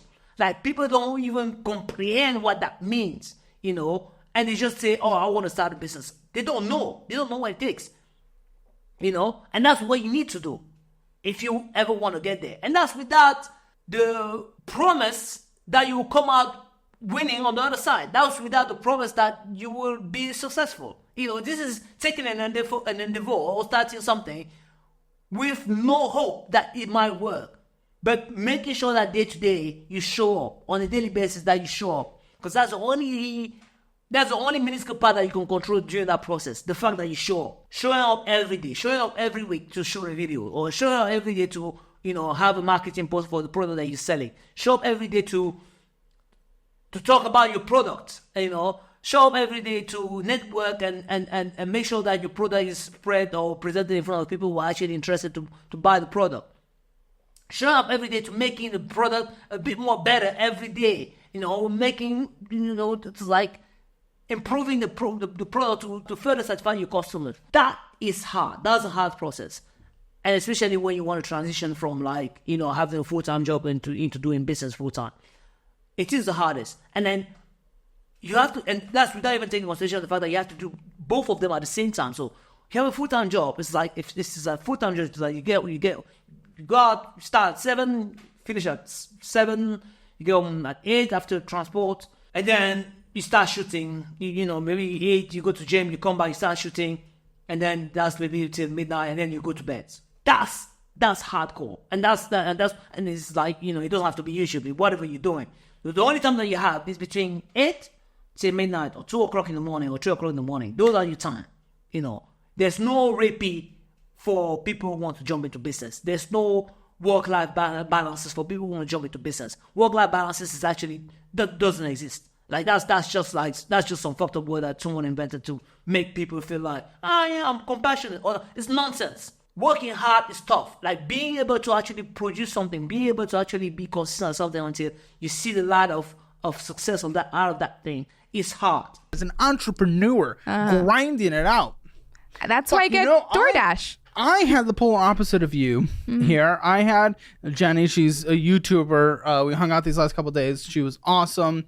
And she grinds every second of her life. She's built up to 2 million subscribers. She's being very successful. She's doing all this. And she's working like 18 hours a day. And she's only started to bring on a little bit of help because she knows it delivers even more and more value that she is no longer capable of because she's working too many hours. That's an entrepreneur. That's someone who's working. That's someone who's bringing value to the marketplace. That's someone who's being successful because, there's a little bit of work. Doesn't mean we're bringing on an employee that you're eventually going to have to let go. That's irresponsible as a boss and just rude. Yeah. I would never even come close to hiring one of them if I thought there was a potential that, in like 6 months, I might have to lay them off. Might is always a possibility, but you don't go into that hiring with the uncertainty that they could get laid off. It's more of a, they'll bring value to the business and continue accelerating it so that I can keep them on so they can pay their bills. It's irresponsible as a business owner, as a boss, as an entrepreneur to bring people on in a position where they'll likely get laid off. And that actually pisses me off, I'll be honest. It pissed me off. That was one of the But you're it pissed you off, but you didn't think this through. You didn't even consider it. Like, you just went and did it without even thinking that, oh shit, I might actually not be able to afford this person for the next, for the next 5 years, or for the next 2 years, or for the next 12 months. You just went ahead and did it. You didn't think about the other person. You just thought about yourself, or how easy it would be, or how cool it would be to talk about it in conversation. That's crazy part. I ain't doing it again, so you. I have to. No, you don't. You're open 3-4 hours a day. What do you mean you have to? Juicing takes a long time. Where? Juicing takes a long time. You're open to 4 hours. Okay, let's even say that it takes 4 hours to get prepared before that. That's 8 hours of work. You don't have any other job. You don't have a full-time job. So that's where your time should be going to. Where do you expect your time to go?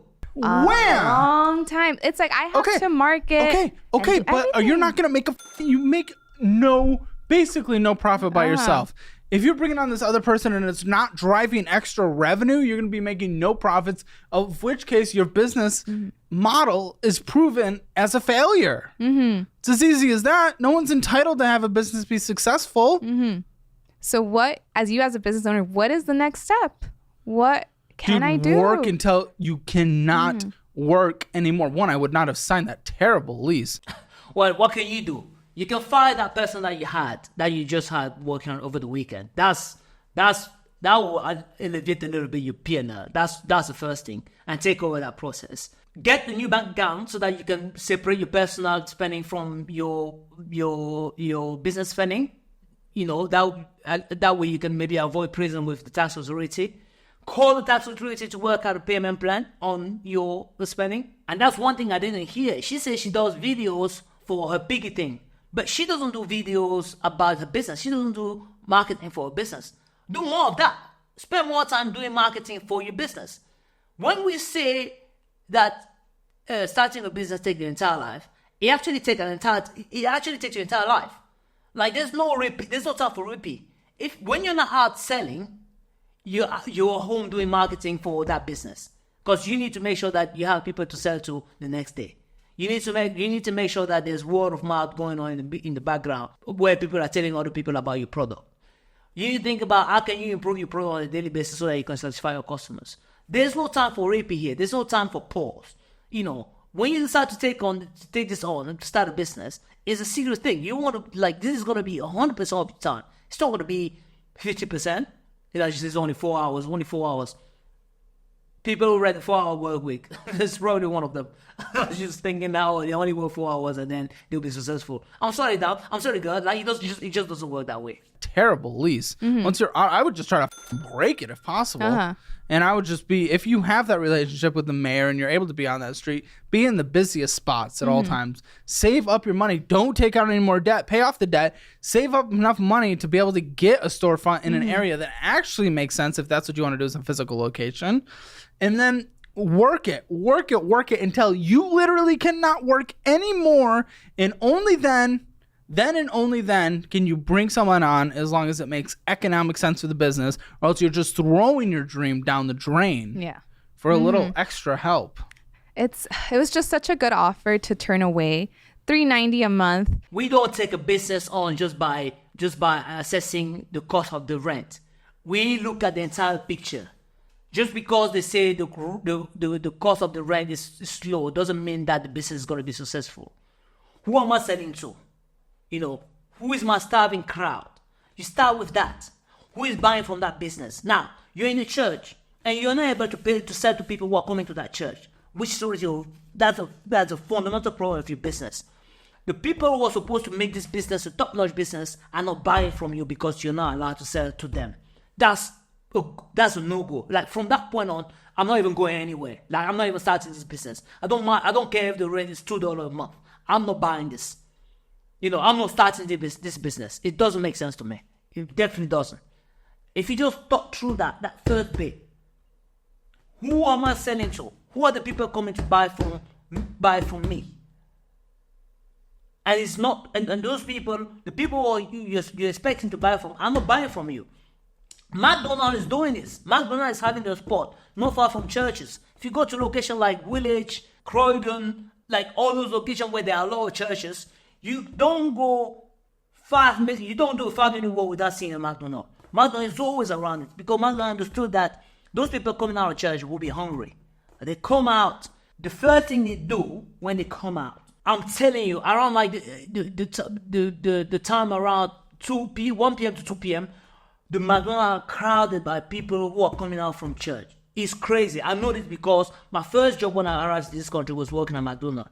I did that for 6 months. And during that time, I could see the process when I was working at McDonald's. We knew it was like clockwork. On Sunday when I was there, 12 o'clock, we start preparing food. Like, we start getting ready because we know that by 1, the store will be madness. You won't have enough food to cover people. So we start an hour before, prepping everything, arranging everything so that 30 minutes before people actually start coming in, we start prepping food. And that's how we did it. And that's when you make the most of the money. People come, the people who are coming during 1 p.m. and 2 p.m., that's where we made the money of the day. That's where we actually made the money of the day. So her business model could have been a brilliant business model if she were able to settle people from the church, but she's not able to. So that's no go. I'm not sure the rule around who she can speak to or who she can talk to. Maybe to find the compromise where she's actually able to do so. I'll start there, really. I'll really start there because that's the barrier that's there between you making money and this business shutting down. And the second thing you would do is to fire that person that you have at the job at the moment. It's costing you more. You're running a business that's only takes 3 hours, 4 hours a day. You should be able to do that because you don't have anything else to do in your life. A big space. A space that big would have cost me $5,000 commercially. There's a reason why the rent's that cheap, because you're making nothing from it. It's a shitty location. So don't say that again. That's the stupidest thing I've ever heard in my life. And you're doing rough. a merch launch next month? I am. Who's buying your merch? You'd be surprised. A lot of people enjoy seeing my struggles and seeing how far I've gotten and how I've gotten will they here. spend money on merch? What's your merch? This is the thing. Like, you don't go by what people are thinking or what people are enjoying. You go by what people are spending on the actual thing. How many people are you sold or pre-sold that you can speak of that they literally say, if you make that merch now, we will buy it. Like, how many people have, or even paid the money in advance, like how many people have paid in advance, say, as soon as it's out, I want to be the first person to buy this. This is the cash for it. You don't have that. She's still operating in that hope. And she's still launching a venture. Like, you invest into merch now. You want to go into merch where you don't have a valid business model that can support that merch. Generally the merch goes by, you have something that's working, people are enjoying the product, and then you attach merch to it as, other sales that you can make from the main thing, from the main business. People, might well have shirts that you can buy. Why? Because they have a big business that's working. They've got a franchise that's working. Mr. Beast can sell stuff. If correct me if I'm wrong, I think he's got like a franchise or some burgers that he sells now these days. He can sell it because he's got an audience. Like his primary source of audience or primary income or primary thing is known for his YouTube, and people know him. And because people know him, by definition, there will be some of that of people who are watching this video will be willing to buy his product or buy his merch or whatever he makes. Your primary thing isn't working. Why are you hoping that people buy your merch on behalf of? You haven't established your presence for you within your business. Your business is selling. What are you known for? Unless the merch is going to be attached to the other big thing that you do on the side, because maybe then that will be. Again, she's only making $1,000 a month from that. Maybe if the number was becoming substantial, where more people were actually willing to. Were paying for that service, maybe she could justify having merch on to back that up. Otherwise, it's another venture that's going to be pointless, and she's probably going to be borrowing money to start that business as well, and that's going to fail. This is just a waste. What's your merch idea? One of them is tortilla smuggler, because last winter, what was it, November, December, January, when I decided to close the business and do Uber to recover, I took on side gigs, and one of them was smuggling tortillas across the Mexican border. What the Paid $2,000 after gas, because you need a permit, and the restaurant that I was doing it for didn't have the permit yet, and then they just exhausted their smuggling capacity, so they asked me to smuggle them. So I did that for an entire month. Tortillas? Yes. Wow, this guy, she's full of surprises. I'm done, guys. Like, I don't even she's just going. This is just like this is a sinking ship. I'm sorry to say that, but this is really a sinking ship. I don't really think that there's anything else that's gonna come out from now that actually makes sense. This is crazy. Yes, you'd be surprised how there's a market for tortilla smuggling. The best tortillas are in Tijuana. They're handmade. They're vegan. So they were paying me $200 a trip, and then sometimes they would pay me for gas. So I would profit about $200, and I would go 2-3 times a week, and that helped me come out of my a little bit. When you haven't come out of anything, since you're not paying anything, you're not paying any of your debt loan, those student loan, you're not paying any of your credit card loan, you're not paying your taxes. When you say help you come out of your hole, I don't understand what you mean by that. You're not paying anything on any of your loans. It hasn't helped you come out of anything. That money just came in and you just spent it on Chipotle and other stuff. It came in and you just went and invested in the business that isn't working or that isn't generating any income. So I was able to reopen the business again in January. So you were very much breaking the law. It's not breaking the law because they let me through. Huh? So technically I need a permit, but sometimes they'd be nice about it. They asked me why I had so many. I told them I worked at a record label. So you lied? I mean, this guy she's a car crash. She lies about what she does for a living. She operates an activity without a permit. I mean, this is a train wreck. This is a car crash right here, man. I'm telling you, like, this is crazy, guys. This is everything that you shouldn't be doing. Like, this is everything that you should stay away from. I don't know how she operates, man. I don't know how her brain works. This is crazy. Yes, but they kind of already knew. What? That doesn't make any sense. Why do you have so many tortillas? Because I have a record label. Oh, well, then you're good. Mexican regional artists like Tortilla. So I told them I worked for Peso Pluma, which is one of the top artists right now, and that we had events every week and we used the tortillas and I would pass them through. I'm even confused that she even shared this information. She doesn't know that those people could be watching this video and thinking, "Oh, you actually lied to us. We're never gonna use you again." Oh man, she doesn't even think anything true, man. This is crazy. Sometimes they would believe me, sometimes they wouldn't. Sometimes they would drug search me thinking I had drugs in the tortillas, which was better for me because I knew all I had was the tortillas.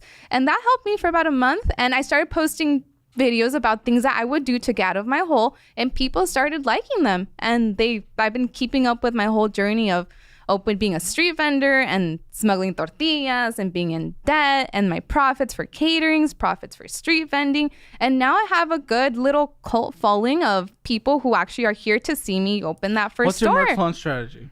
Merch strategy is, first I started with the debt video, and I told people that this is how I'm going to start paying my debt. Originally, my plan was to use these profits. So she started the video, she started a profile online talking about how she's going to start paying her debt. But she's not actually paying her debt. She's talking about paying her debt, but she actually never pay her debt. She doesn't have any plan of... She says she has no income to pay the debt, but she clearly has some income that she can pay her debt with. But she's not doing that. And she have a blog, or she have a YouTube channel, or she has some kind of presence online where she talks about, "Oh, I'm going to be paying my debt." But she's not actually paying her debt. What are you talking about, girl? What are you saying? Why are you saying that you're talking about something that you're actually doing? To open, or say for a storefront. But then it hit me once I made the debt video that I should probably pay my debt first, and I probably can't open a storefront if I declare bankruptcy. Oh man, this is such a no. This is crazy, man. Whoa! Most people, when they start a channel or something, it's because they want to share an experience, something that they've lived. They want to talk about something that they're doing, they're currently doing, or they've done, and it had worked, and they want to share that experience with other people because they think you could add value to people's life. You haven't done it yet. And not even that, you're talking about it without doing it. So you're actually lying to people. What you're saying to people is actually wrong because you haven't done it. Like, why are you showcasing?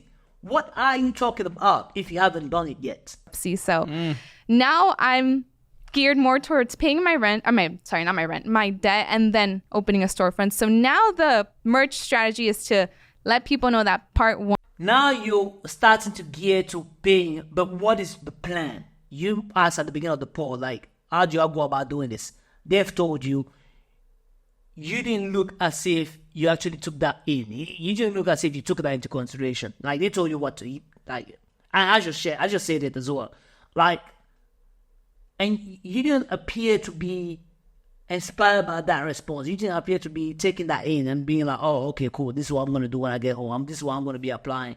And the fact that you lie about a few other things and the way you even move doesn't strike me as someone that wants to do the correct thing. Like, there's something about you that makes me feel like you enjoy, operating in the darkness. Part one is paying off my debt. So that's my first strategy. If they're supporters and they like my content and want to see me get the storefront, a t-shirt would help fund that dream. And yeah, and people really like the designs. I'm also an artist as a side gig. So. Can I see the designs? Yeah, of course. One of them is Tortilla Smuggler, and the other one is Me Vale Madre, which is it's Me Vale Madre, échale ganas, tú puedes, which is in English, I don't give a keep going, you can do it. So you're relying on them to be able to speak Spanish. Majority of my customers speak Spanish, like 95% of them. Customers, fans, followers. Okay. Yeah. Good. It's for my business and for my followers. Just don't want you to narrow your audience, but if that's where it's... Can I see? Yeah, gotcha. And then the third shirt is just a caricature of my business. So me as a caricature. And you're banking a decent amount. Yes. So... Because it costs money for you to do this. Yes. So my friend has a printing business, so they're funding the shirts and the prints, and then once I make the sales, I'll be able to pay them. I think 1,500. Again, she keeps doing the same mistake. She starts a venture without figuring out who is going to be buying her business, how much she's going to be charging, and then deducting the cost of the print and everything, and then how much am I going to be left with before actually starting the business. She goes blindly into everything she does. I don't even understand how her brain works. And I don't even understand how people in her life continue to make that happen for her. Like her friend who is funding that, the cost side of that business, doesn't even know where the sales are going to be coming from. And she doesn't know if she's going to be, what she's going to be charging. What if the amount she ends up charging doesn't cover the cost of making those shirts? Then what? Then the friend who is the printer is in the loss position.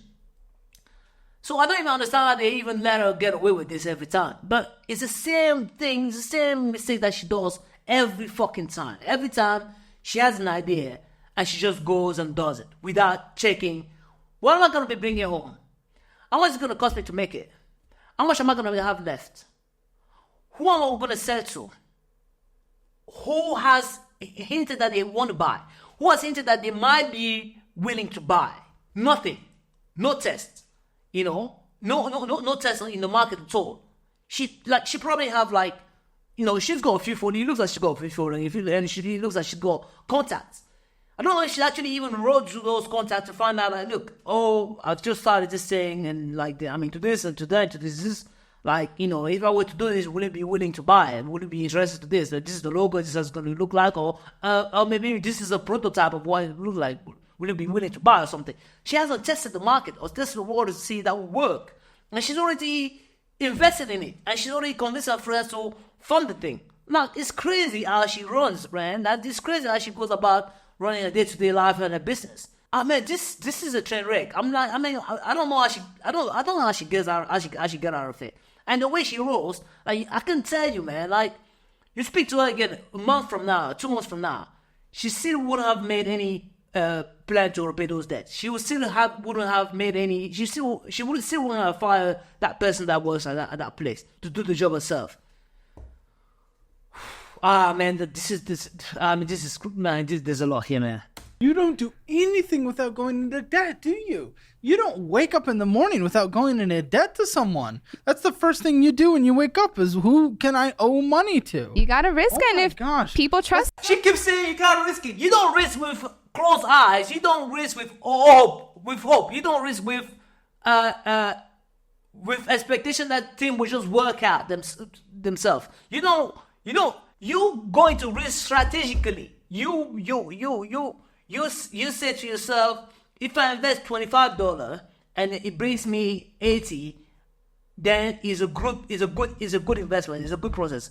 If I invest $25 and I lose $25, then I'm not in the deep hole. $25, I can afford to lose $25. So if it doesn't work, that's fine. So even if you want to test the market, you test with little amounts that you can afford to lose, so that if it doesn't work out, you're not shredded. You're not dead. You know, you don't die, because some people take the type of risk that if they take it, they will just lose their life if it doesn't work out. You don't take those type of risks. That's taking risk, not what you're doing. What you're doing is like wishful thinking. No, you don't. Your risk is very confusing. Your risk is stupid. There are risks that people take, and that is good to take. Your risk is just like, I'm going to throw everything away and just hope it works. It's stupid. It's dumb. I want to die. I'm very fortunate that people actually trust me. They trust me and they see where it's going. That makes no sense. Yeah, this is the part where I'm completely lost. Like, they keep saying you how you go from hole to holes, and they keep trusting you. They keep lending you money. They keep funding your businesses. They keep participating in your bullshit.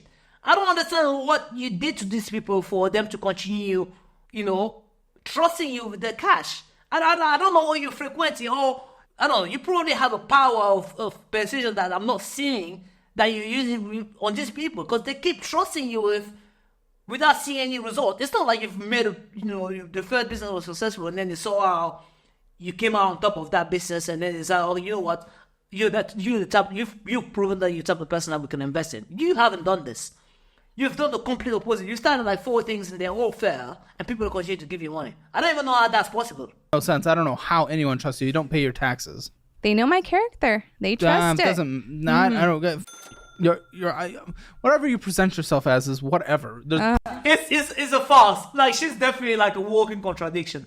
Everything that she's saying is completely against what she should be doing. Like, everything she's saying is the complete opposite of what she should be doing. Like, this is a total mess. Pudding. You do not pay your bills. Okay, here's the first design. It's earthy. It's me as a caricature. So my business is called Earthy Press. So that's me. It's very cute. Very, very appropriate. Okay, so hoping on businesses to do this. And then... And by the way, guys, having a logo is not a business. Making a logo is not a business. You know, it's a business when it starts bringing you money. It's business when you sell things, when you provide services, when you add value to people's life. It's businesses when money is involved. Every time I see people getting excited about having a logo or a website, I always look at that thing like, you're focusing on all the wrong thing. Who have you talked to who has said, I'm willing to pay for this product? Who have you approached? From you, even, I always start with your contact list. Like, you've got people in your phone that you could text right now and say, I'm starting this, would you be interested? Or having a conversation where there's a way to go about it so that you don't appear creepy. There's a way to go about it so that you don't appear too keen, so that you don't appear desperate. You know, you start a conversation, you find out what's going on in that people's life, you add value in that people's life, and when that person is asking you what you're doing in return, you then open up your business, and then that's how you sell. And people are just sitting around saying, oh, let me focus on the logo. Let me focus on all the things that you shouldn't be focused on when you start a business. You know.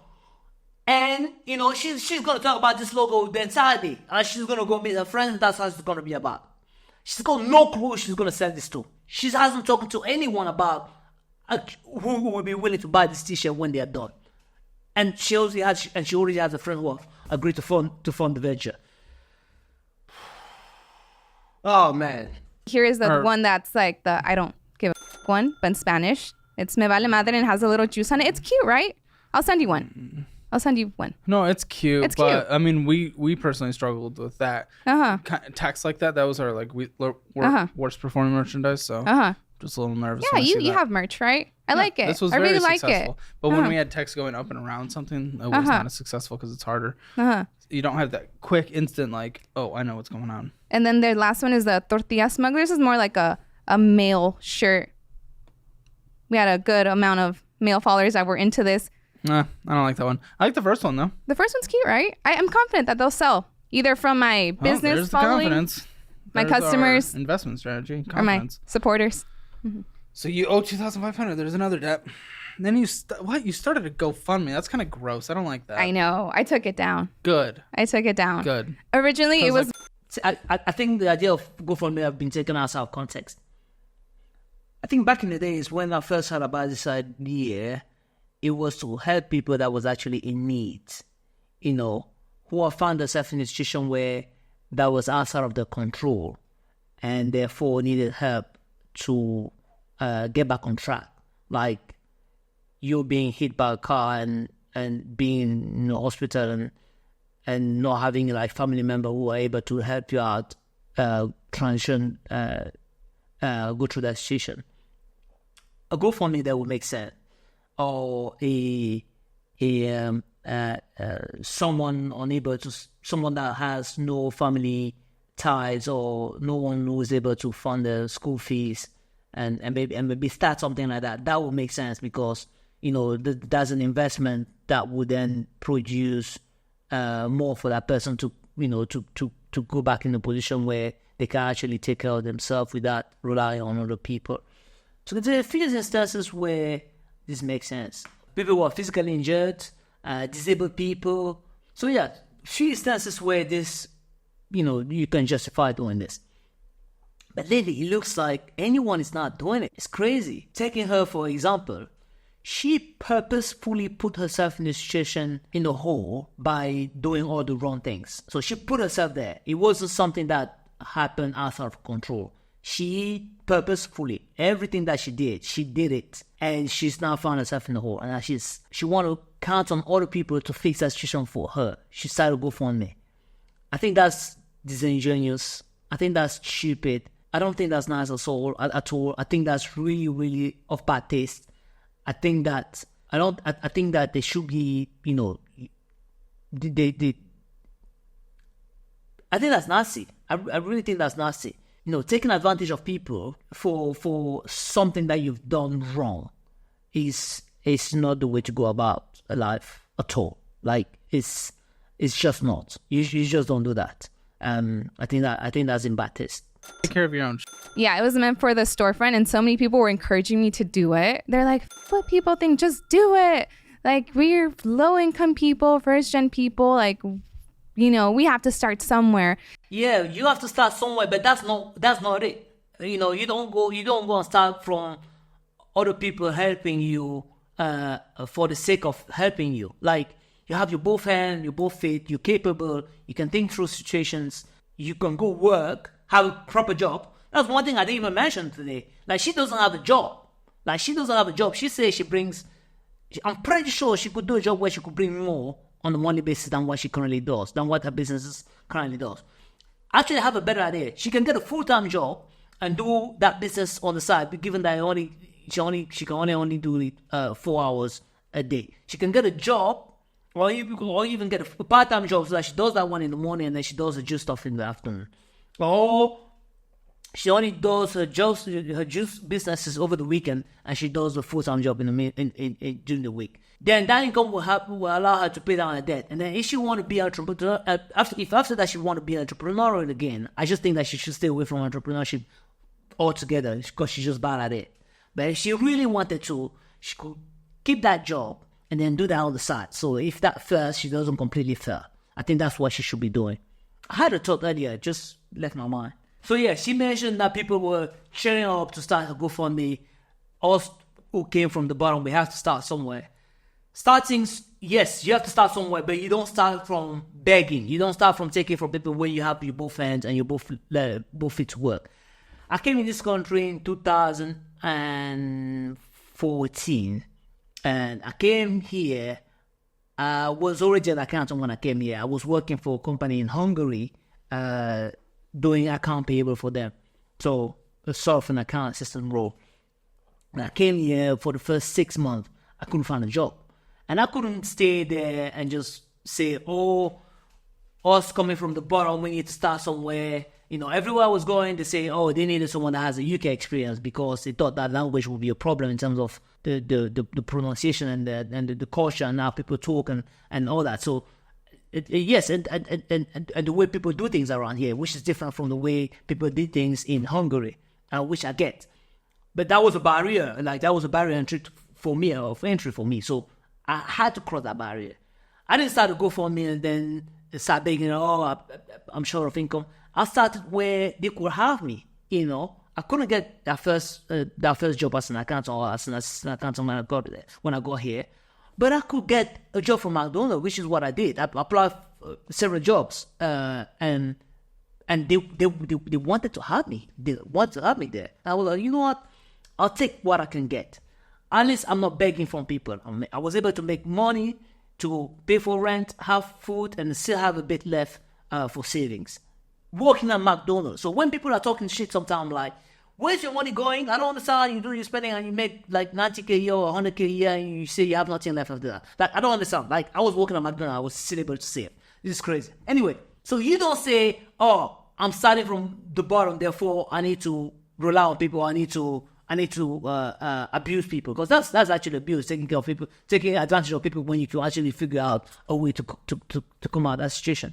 I was at that job for 6 months, but by the time I left, I was manager at McDonald's. 6 months only. So you cannot say, you can't use that as an excuse. You know, you still have to do the right thing. You still have to bust your ass. You still have to work hard, properly work hard. Not just I'm working hard, like not that kind of nonsense. Like properly apply yourself and showing up every day. You still have to do it. She should get a job. She's out of control. That no one should be giving her money to fund any other businesses. No one should be. And it looks like the people around her are supporting her for what they do. But like people who actually say, "Oh yeah, go ahead and start a GoFundMe," do they actually care about her, or they just see it for the sake of saying it? I just don't understand, man. This is crazy. Then I did it, and then I realized how much debt I was in, and I realized I'm not going to declare bankruptcy anymore. So I probably am not ready for the storefront. So I shut it down. I had only collected, I think, $600. Originally, my plan was to collect I wonder what you actually say there on the GoFundMe for people to actually give you money. Because $600 is actually, it's not bad. It's actually a good amount. What did she actually say? I would love to see the pitch that she has on the website, on her GoFundMe, for people to actually be willing to give her money. Because this is really interesting. And I'm pretty sure, given the way she's been talking about stuff, I'm pretty sure she lied. You know, I'm pretty sure she was upfront, because if she's upfront, I don't think that people will give her money for the choice that she made to be in the situation where she is at the moment. I don't think that she said the truth. I think she lied.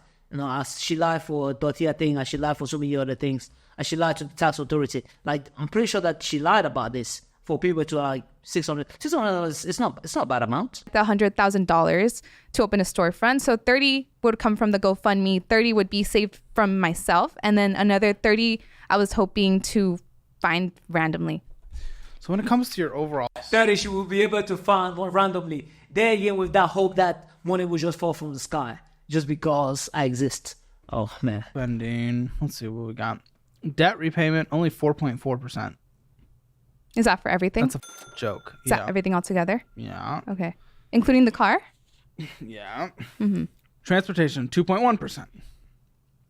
That doesn't include the car payment because also you weren't paying on the car anyway, so it doesn't even matter. Like, you know, we only calculate what you actually put towards it. So Yeah. necessary food, which you put all on the business card. I don't know how you're planning on doing any kind of deductions or write-offs. Good f***ing luck. 12%. Bull food, going out to eat, 10.2%. Unknown shopping, 21%. That's pretty aggressive. That's usually Amazon or just... This is it. So when I look at this, my first thing is the BS food, so the 10.2% of her expenses and the unknown expenses should disappear. That money should go into paying her debt. When she keeps saying, I don't know where I'm going to get the money to pay this debt, I'm like, there's $620 that you spend per month. That's 10% of your spending that could be going into paying down your debt. That's another 21.1%, which is about $1,279 that you spend per month on shopping. That should be going to paying your debt. You have this money available, and you you prefer to go start GoFundMe to get out of that situation.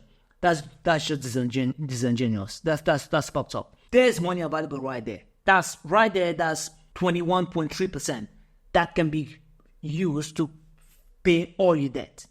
At least a starting point to make minimum payment on all your credit debt, and then all your debt, and then pay the highest one with the extra cash that's left as the minimum to pay toward the balance that has the highest interest rate. I can't even start talking about investing for this girl just because she has so much debt. Like, trying to start to invest when you have debt is like, it doesn't make sense. So if you have a debt that's costing you 25% a year, and you go to S&P that only returns 8% a year, it doesn't make sense to start investing, because you're digging yourself further in the hole. You know, that difference there is costing you. So all the money that you have should be going to pay your debt. You should only start by investing after you've managed to pay down your debt. You manage to save like probably 6 months to 1 year of emergency fund, just in case something happens, you lose your job, whatever, you're able to cover. And then everything on top of that should go into your investing. That's how you should go about it. But in her case, let's not even start talking about that, because there's no point. She just needs to figure out how to organize herself so that she doesn't spend money on BS food, and so that she doesn't spend money on no shopping. That money right there, that's 31.3% that should be going to paying her debt. And it's right there on her nose. But she doesn't do anything about it. There's things that we can't tell what it is. And it sounds like a lot went to the business, but you were pumping a lot of money into this business and not really getting any return. I think 100% of it. Man, imagine if you just put that money in the fucking market. I know. I think food industry is one of the worst industries for profit. Yes, food industry is one of the worst industries in the business. You know that information, and you still decide to go and invest in that business. Who fucking does this? Like, so you know that the food industry it's not really a profitable business, but you decide to enroll in that business. You decide to start that business, knowing that the probability for you to win is like close to zero. I don't know how she does it, man. She's terrible. Firms have a 5% and profit. Chance of success. Medical and healthcare, 1.6%, 0.8% for subscriptions, miscellaneous bullshit, getting some taquitos, 1.8%, and other large purchases, 45.6%. Let's look at those other large purchases. I believe a lot of them were ATM withdrawals. Yes. You said one of those was rent. Yes. Or sometimes what about your rent? How is housing? Not because we just didn't see it. Like, yeah. How's your housing paid for? I live with my grandma, so we live in an apartment, and we've been living there like 30 years. So she doesn't have rent costs. She's actually lucky, and because you don't have the rent payment, that's extra money right there that should be going into paying your debt. Like, you should, although you're not paying any rent, but you should practically put something down as expenses for the rent payment, saying this money here, if I was living outside if I wasn't living with my grandma, this is how much I would be spending on rent, and that's the money right there. That money you should clearly define that, and then put that toward paying down your debt.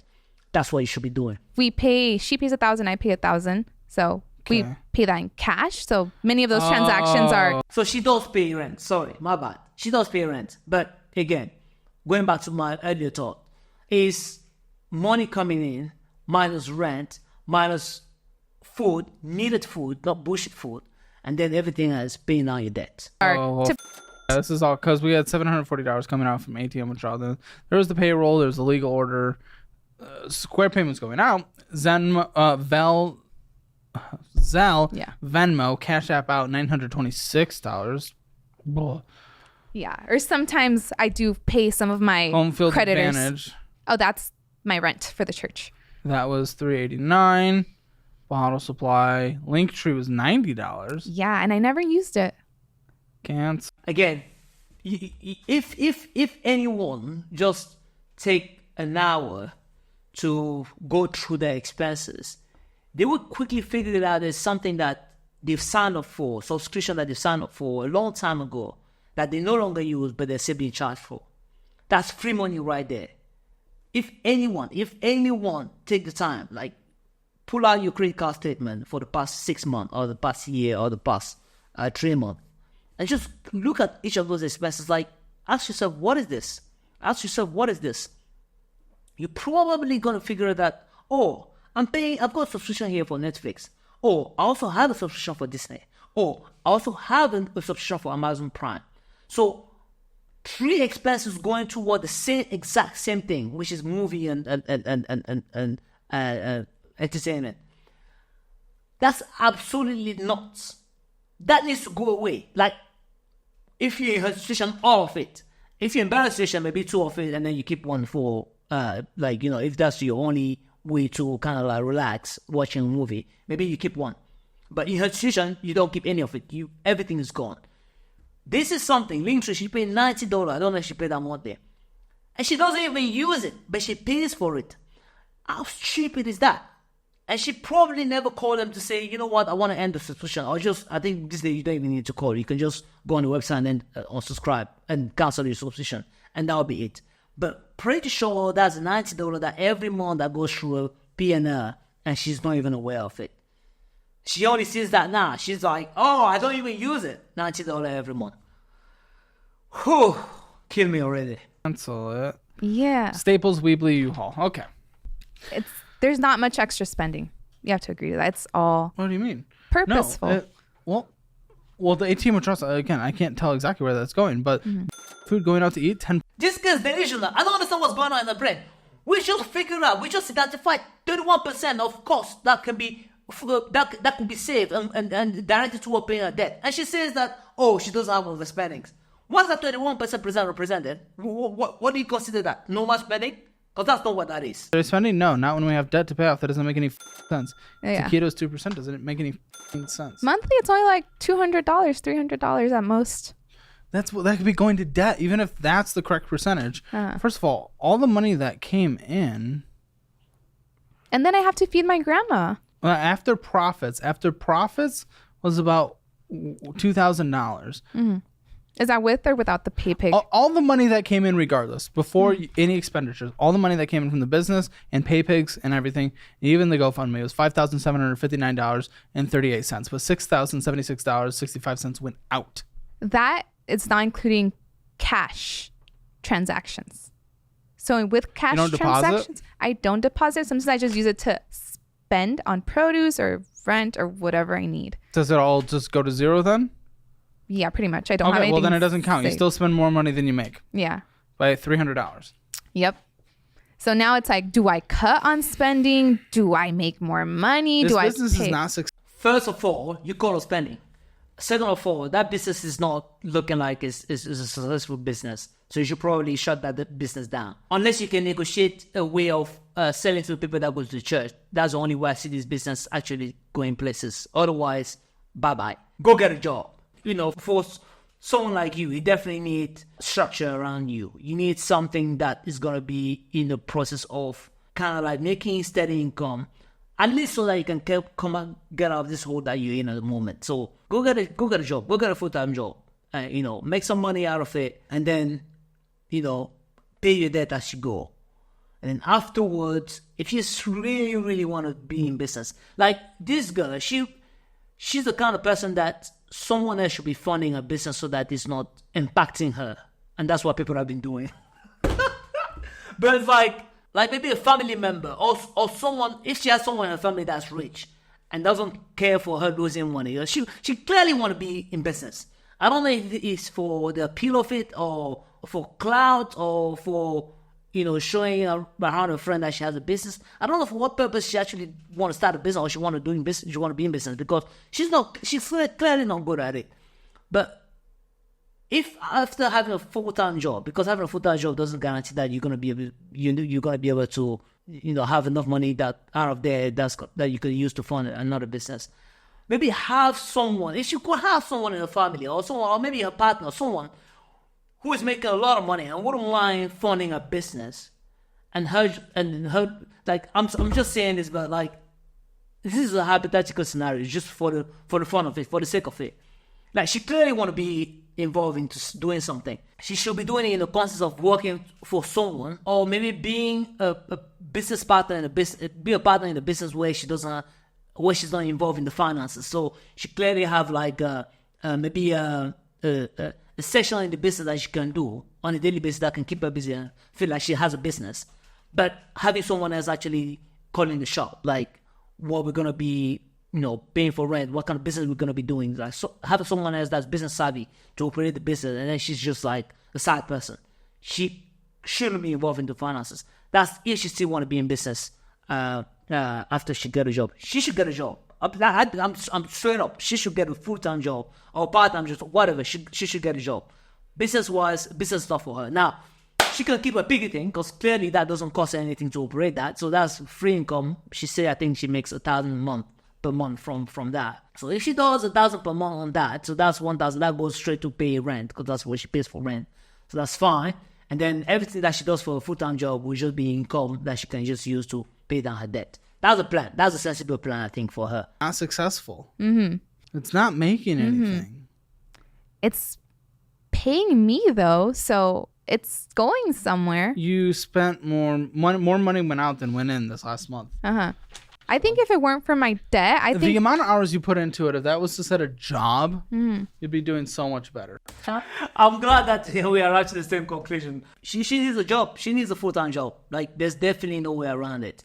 She needs a job. She needs a budget. And in that case, you don't really necessarily need a budget. Like, if you just, maybe not a budget, but a system so that money is not available to her to just spend it. So if you have a system like the way I explained earlier, where once your income comes in, you have different account that you set up where you can transfer money by direct debit so that you don't have to do it monthly. It happens automatically to a card or an account that's like made only for spending, for grocery for that month. She won't run into this problem because once that money is transferred, it's gone. You can't touch it anymore. And this is the only money you have available.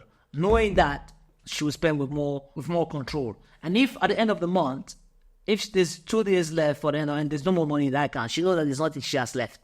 You can't spend what you don't have. If you don't see, you'll be less likely to use it. She organizes a grocery shopping so that she buy food every week. That lasts her for a week, and then she cooks, or maybe she buy food for the month, so that if she run out of money, at least she still has something to eat. She pay her rent, buy grocery for the month. Every week she cooks for the week. She's good. She will sort herself out just with that. But you can decide to go into more detail by actually being more extra specific on each item that you want to spend money on. But having a system like this, because even if you have like, oh, okay, I spent £100 on food, I spent £100 on this, £100 on that, unless it's clearly in a system where it's already automated, you're likely to go over, you're likely to overspend. So create sub-account within your account. So right now, what I do is that I spend everything with my credit card just because I want to optimize my credit score. And the reason I do that is because I know that if I have a high credit score, that's actually saving me money in the long run. So if tomorrow I want to go ahead and buy a car or buy a house, the interest rate that's going to be applied to that is going to be very low because they've seen that, oh, this guy has taken money every month, he's been able to repay it every month without missing a payment. You can see that my appetite to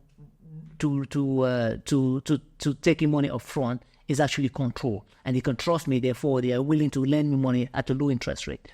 You will save more, probably up to £200,000 on having a good credit score than saving a couple of dollars on lattes every month. So that's why I always spend with my credit card.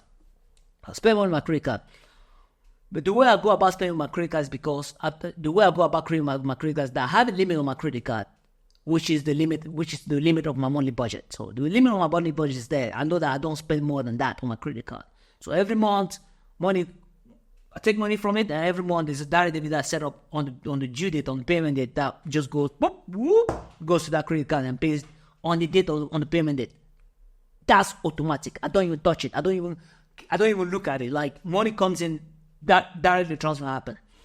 And I do the same thing with everything else. So I invest with Vanguard. So I've got an account with Vanguard. That's where money goes to my investment every month. So money comes in, money goes to the credit card, money goes to pay the credit card, money goes to the investment account. And I've got a Chase account. I use Chase because they've got a very nice interest rate, which is I think 4.8% at the moment on all the savings.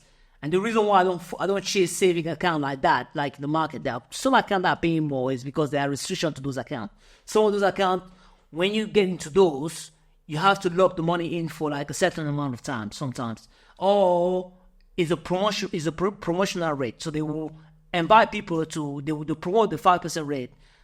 Once they've got enough people who have signed up with them, who have signed up with them, they will then reduce that rate to like 4% or to 3% down the line.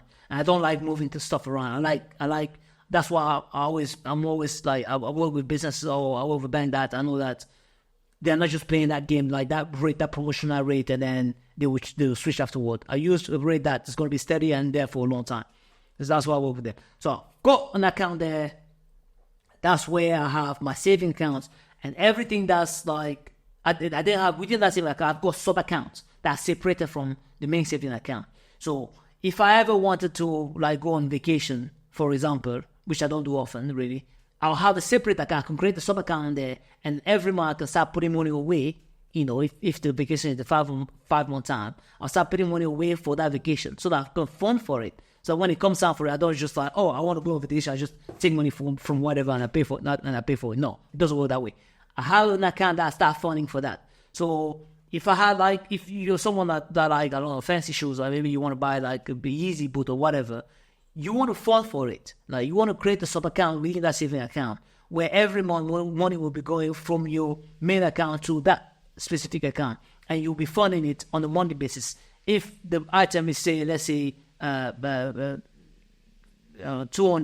every month you got 40 or 50 pounds going into that account until it gets to the 200 pounds, so that you can afford that. You don't go into debt to buy things that you want. Ideally, you don't need any of those stuff. But if you do, that's the way you go about it. So you set up these systems so that it's self-operating. It doesn't need you for it to work. It works automatically. Every month, money is just transferred across the board, and all you need to do is just to action. No, it's just paying and go. And you got a separate card for each of these so that you don't get muddled up. So that's the system, and that's far way better than any other thing that you will see, because even the budget template that you have, if you rely on yourself to make sure that you follow that, it's going to be hard. You need a system in place, and technology is there to help you so that this becomes automatic. This takes place whether you like or not. It just happens. What's your phone bill total? I think $50. It's pretty good. You should do $20 with Helium. They're a partner. We can get you set up. Yeah, for my bills, I think I spend around Gas? $2,000. Gas, maybe $200 a month. I used to do Uber, but now I don't do Uber anymore because things started picking up a little. Car insurance? 100. Do you pay it? I think even her doing Uber is not a bad shout, and I don't even understand why she stopped it, because it appears to me as to be not a bad way of about going things, not a bad ways to get some income where she's not actually overly extended. Like with Uber you can rent a car and go work and just make sure that you work over whatever the cost of the rent is. If the cost of renting is $200, you just make sure that week that you pay per week, you make sure that you make $400 that week or $500, and there's no limit on how many hours you can work. You can work as many hours as you want. I've spoken to people who make like $8,000 a month in Uber, $6,000 a month in Uber after expenses. This is $5,000, $4,000. That's like the equivalent of having like a full-time paid job of as a, I don't know, let's say maybe a manager and accountant making $50,000 a month, $50,000 a year. Sorry. So it's not a bad shout. That's actually something that you can do. It's actually something that's very flexible. It's something that you can do as a side gig. It's reliable. You will get the money. You don't need to take a long to get that happen. You can even have a full-time job and then have Uber. You can do like, okay, let me go have a full-time job. I fill the job at 5 o'clock, and then I start my Uber like, let's say 7 o'clock. I'll go do 4 hours of Uber and then go home midnight and then go to bed. That will give her enough income to cover the whole she's in at the moment. She should just stay away from businesses altogether. And I don't think that no amount of budget will actually help, but I think that she just needs to have the system implemented so that she doesn't control it. The system needs to control her, because if she only goes by her impulse and intuitions, she's gonna fuck it all up. I'm missing one. Oh, I know. Something in my brain told me to ask, and now I see why. Sometimes you have to pick between bills or paying for business expenses. Again? Again, you spent hundreds of dollars eating out. I would spend hundreds if I cooked too, and have less time. You already spent hundreds on groceries. You spend less if you cooked. And your time is not worth that much. How much are you making? So don't keep equating your time to money. You're not actually generating money. You're losing money everywhere across the board. So keep equating the fact that you'll be cooking as a way of losing money. You're not. Clearly, your expenses shows that you're not. Your income shows that you're not. So quit equating the time that you will spend cooking to making money. Stop doing that. It costs you less to cook at home. It costs you less to buy grocery fresh and then cook it at home. It costs you less. It's good for you. It is healthier. So long term, you'll have less health problem, and it costs you less. You save money by doing so. We just identified about what 10% going on to bullshit food, and another 20% going on shopping that you're not supposed to spend while you have debt. So stop talking nonsense. Not for myself. They're all for the business. I don't buy groceries. You have to be consuming some, because you also don't. You're not just getting a meal a day. We have a schedule, my grandma and I. So she cooks breakfast, and then I buy lunch with her own groceries. Yes, and then I buy lunch for us. Oh, and then cook lunch, sandwiches. We'll starve. I'm in the health field. Like, you really need to eat healthy to do good. Yeah, make healthy food, dude. That takes Make a salad. There's no protein in the salad. Cut chicken pieces. Maybe if I get like a rotisserie chicken from Walmart. Congratulations, you solved your entire issue. That could work. That could probably work. I could probably eat less. I mean, not eat less, but bro, I'm telling you, she knows it. She's known this for a long time. She purposefully doesn't want to do it just because it doesn't look cool, just because she doesn't want to apply herself. I don't know about you guys, but I think like we've covered pretty much everything here. I don't think that she's gonna say anything else that's gonna be mind blowing. But the gist of things is she needs to stay away from businesses in general because she doesn't know what the fuck she's doing. She needs to get a job, maybe add an Uber to it, to be able to go through paying down her debt quickly. She needs to have a system of organizing her income and her expenses so that it's automated and she doesn't have, so that she's well away from actually managing it. That would make more sense for her. Guys, if any of you are interested to come in and have a similar talk around your expenses, around your finances, and you're struggling and you need some leeway, you need maybe a bit of a tough talk to build out your system and get you into the right path of fixing your finances, feel free to leave a comment down below and I'll be willing to. I'll be open for you to come over and have a session, have a chat and film it. Anyway, I hope you guys enjoy this.